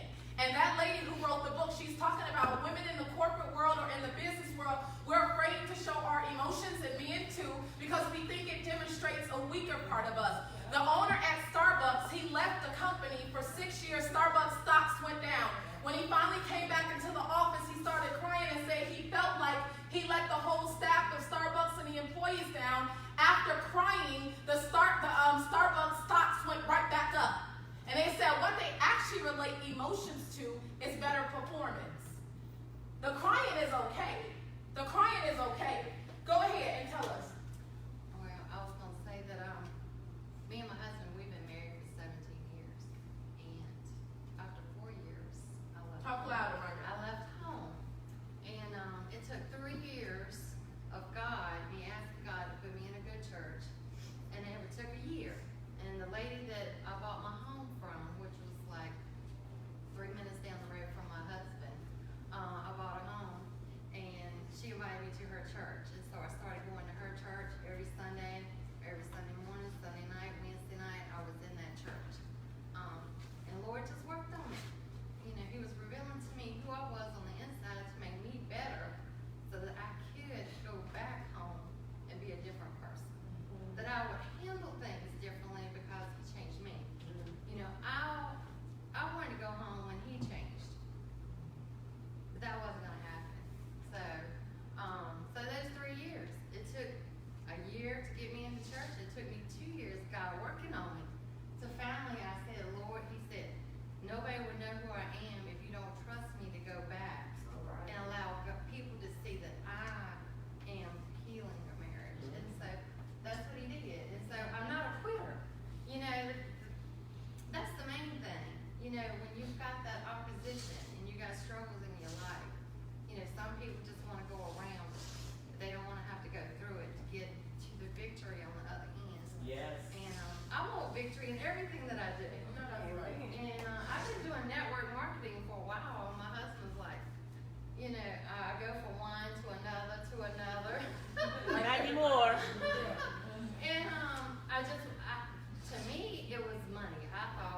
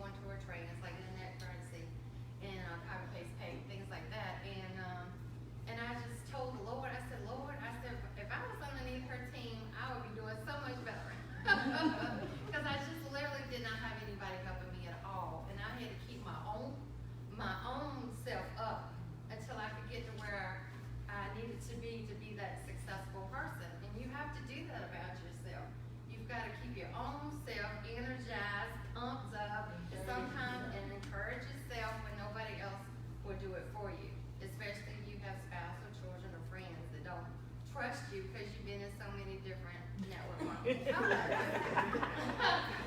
so when I heard Stanisha was doing something different, I said, well, I right then, I said, I'm going, you know, and I went underneath her, and I know some other ladies that were struggling too, you know, and just wanted something better. We wanted more, you know what I mean?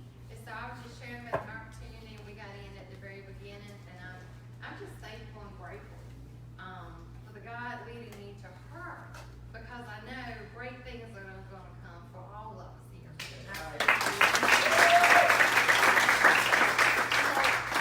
So Margaret, real quick, is going to give what your step. How many steps you got? 3 steps for if you work a 9 to 5, how to still be able to build this business. What does Jim Rohn say? You work full-time at your job and part-time on your fortune until your part-time is paying you more than your full-time, okay? So go ahead, Margaret.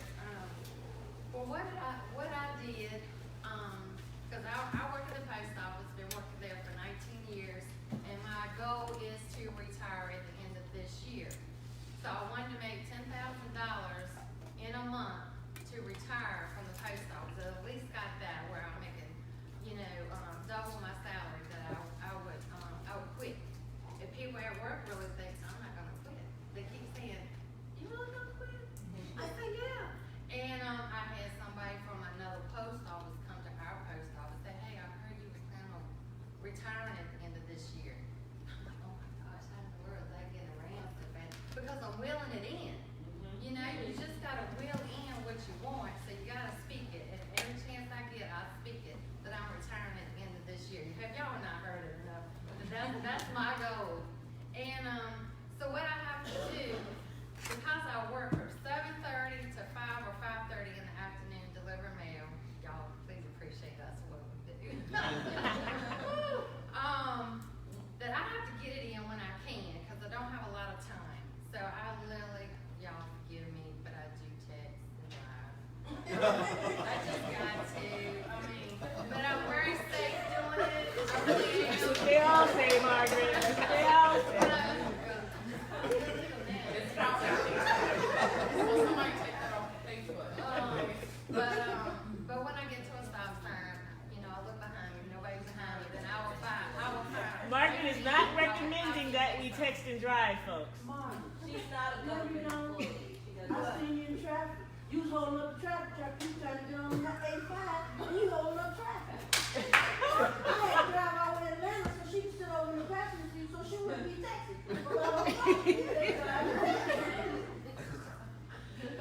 So you used to text and drive.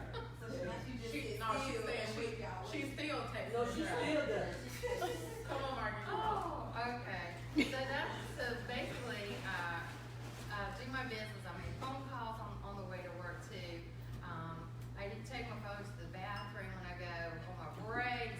I mean, sometimes, you know, when I'm out there on the mail route, they call me, you know, I just have to pull over and take that little 5-minute break, and I accumulate them all for my 30-minute break. You know, and then I make my phone calls on the way back home. And then when I get home, I have to spend time with my husband. You know, I do have a husband, so I have to spend time with him. You know, but I'm just like, I really want to, you know, I really want to do this. You know, I'm really anxious. I really want this, and I know, you know, I just got to keep moving forward, and it's going to happen. You just can't give up. Just keep doing it. Just be consistent in everything that you're doing every day to get it done. Another thing that I had to do was get out of my comfort zone, and Stanisha was talking about becoming an influencer. Because I'd be like, why come a lot of people aren't commenting on my posts? But in actuality, when I've gotten out in public and met some people, they knew me, and they said, "Hey, you look like you're doing so good, Margaret. Keep it up." And I was like, wow, and I've never seen that person at all make one comment on my post. And I've had another lady to say the same thing, and I'm like, these people don't comment. So it kind of makes you feel a little like people aren't really seeing your stuff. You're posting and everything, but they really are. They're just scrolling so fast. They just look and say, "Oh, wow, look at that," and they keep scrolling, but they don't comment. So just keep the faith that people are looking, and eventually they don't start commenting. You know, or either they won't meant to be for you anyway, right? And then basically was to grow the personal development. And basically, when I'm out on my mail route, I actually listen to personal development while I'm out there on my mail route. I hear something good, I'm writing it down. Going down the road, hear something She good, I'm texts writing it and down. writes it down. That's what I'm talking about. And I'll be like the last one getting back to the post office. I mean, but hey, you got to get it in. I get paid on salaries, not by hourly. You know what I mean? So that's basically what I do to get in network marketing in the business, to get my leads, to make conversations, and everything that we need to do to be successful.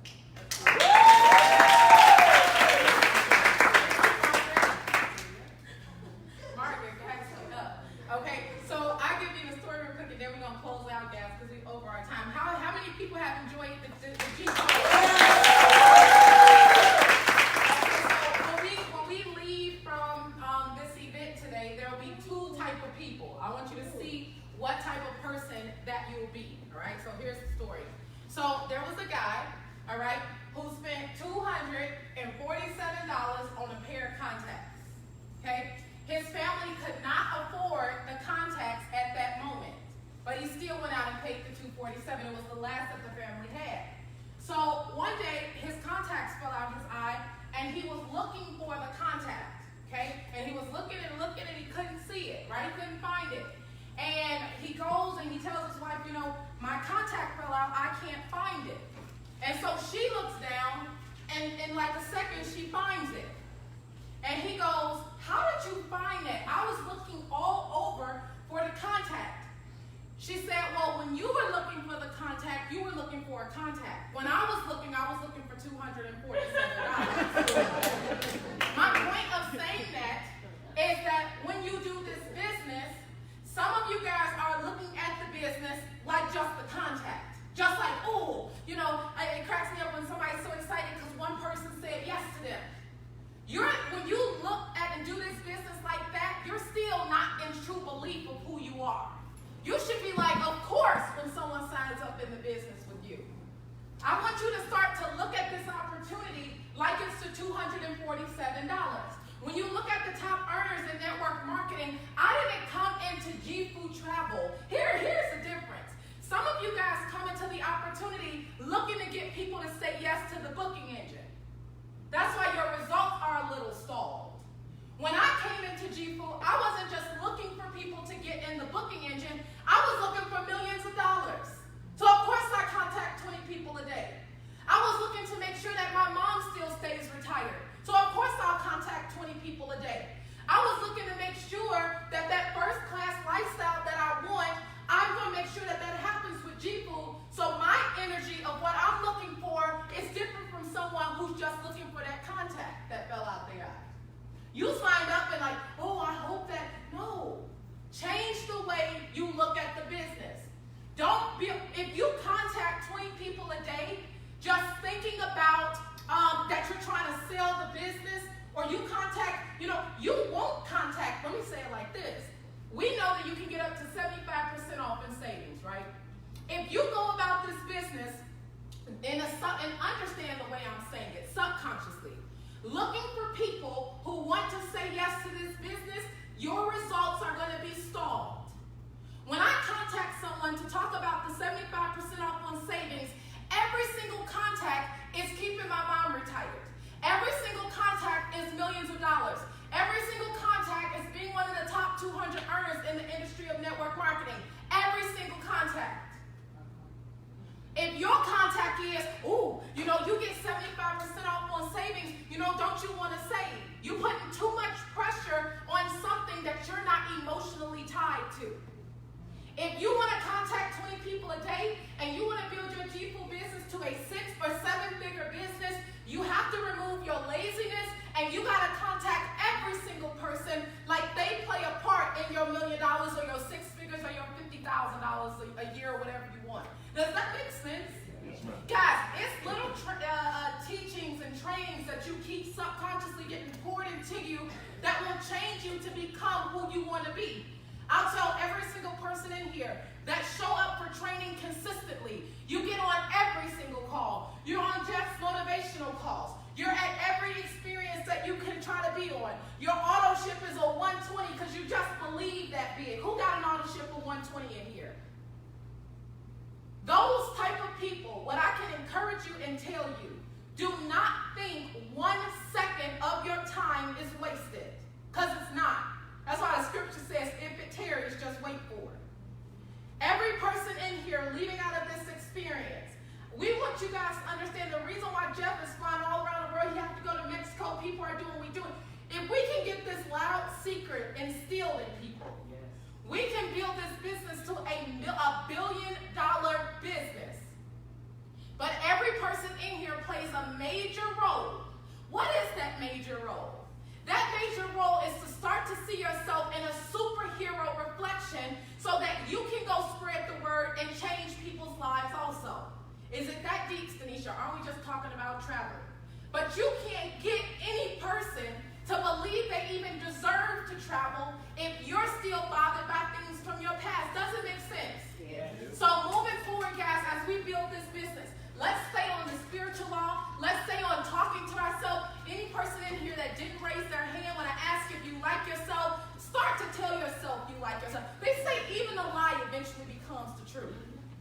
Tell yourself 15 and 20 times a day, I actually like myself.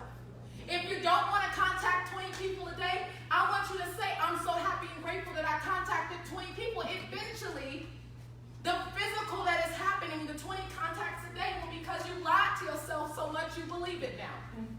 Let Jim Rohn says to understand how life works and get it to work in your favor. That's it. Every super successful network marketer, if you have a conversation with them, their confidence is through the roof. And unfortunately, most people are waiting to be confident because of results. You have to have the confidence first, then you get the results. Yes. So now we're dealing with a lot of self-reflection of who you think you are. But remember, whoever you think you are, that's who you are. And you have the ability to actually paint the picture of who you want to be. When you go home or write yourself on a piece of a little stick person, and every trait that you want to demonstrate, write it down.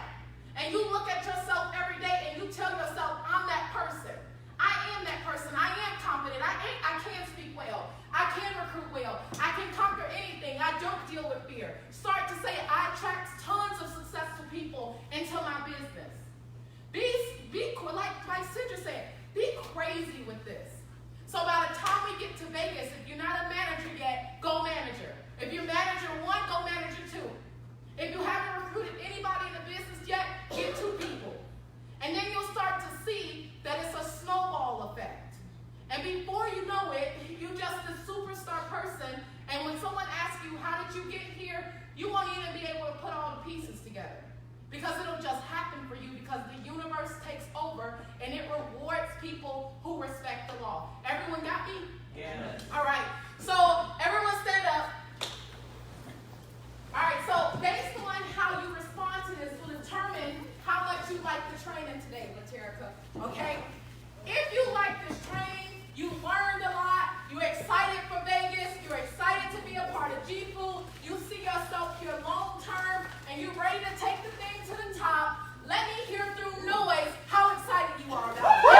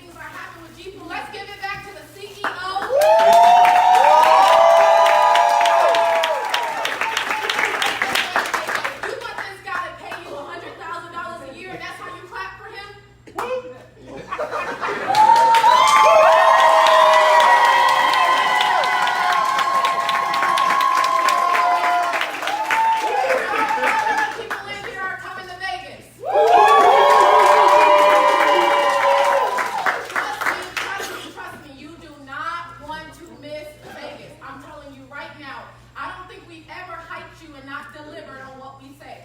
What's going to happen in Vegas is going to be absolutely amazing. Start to promote it on your page. Who's gotten their ticket yet? Woo-hoo. Horrible. Okay. Get your tickets for Vegas, because as a matter of fact, just so you know, Vegas will sell out.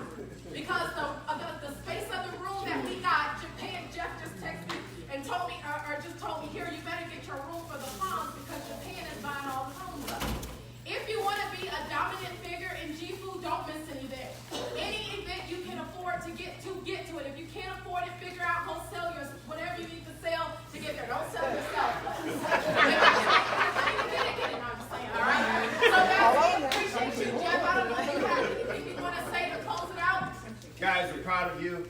It's amazing what's going on. We said it's moving. Just make the decision to be a part of it. Great things are happening.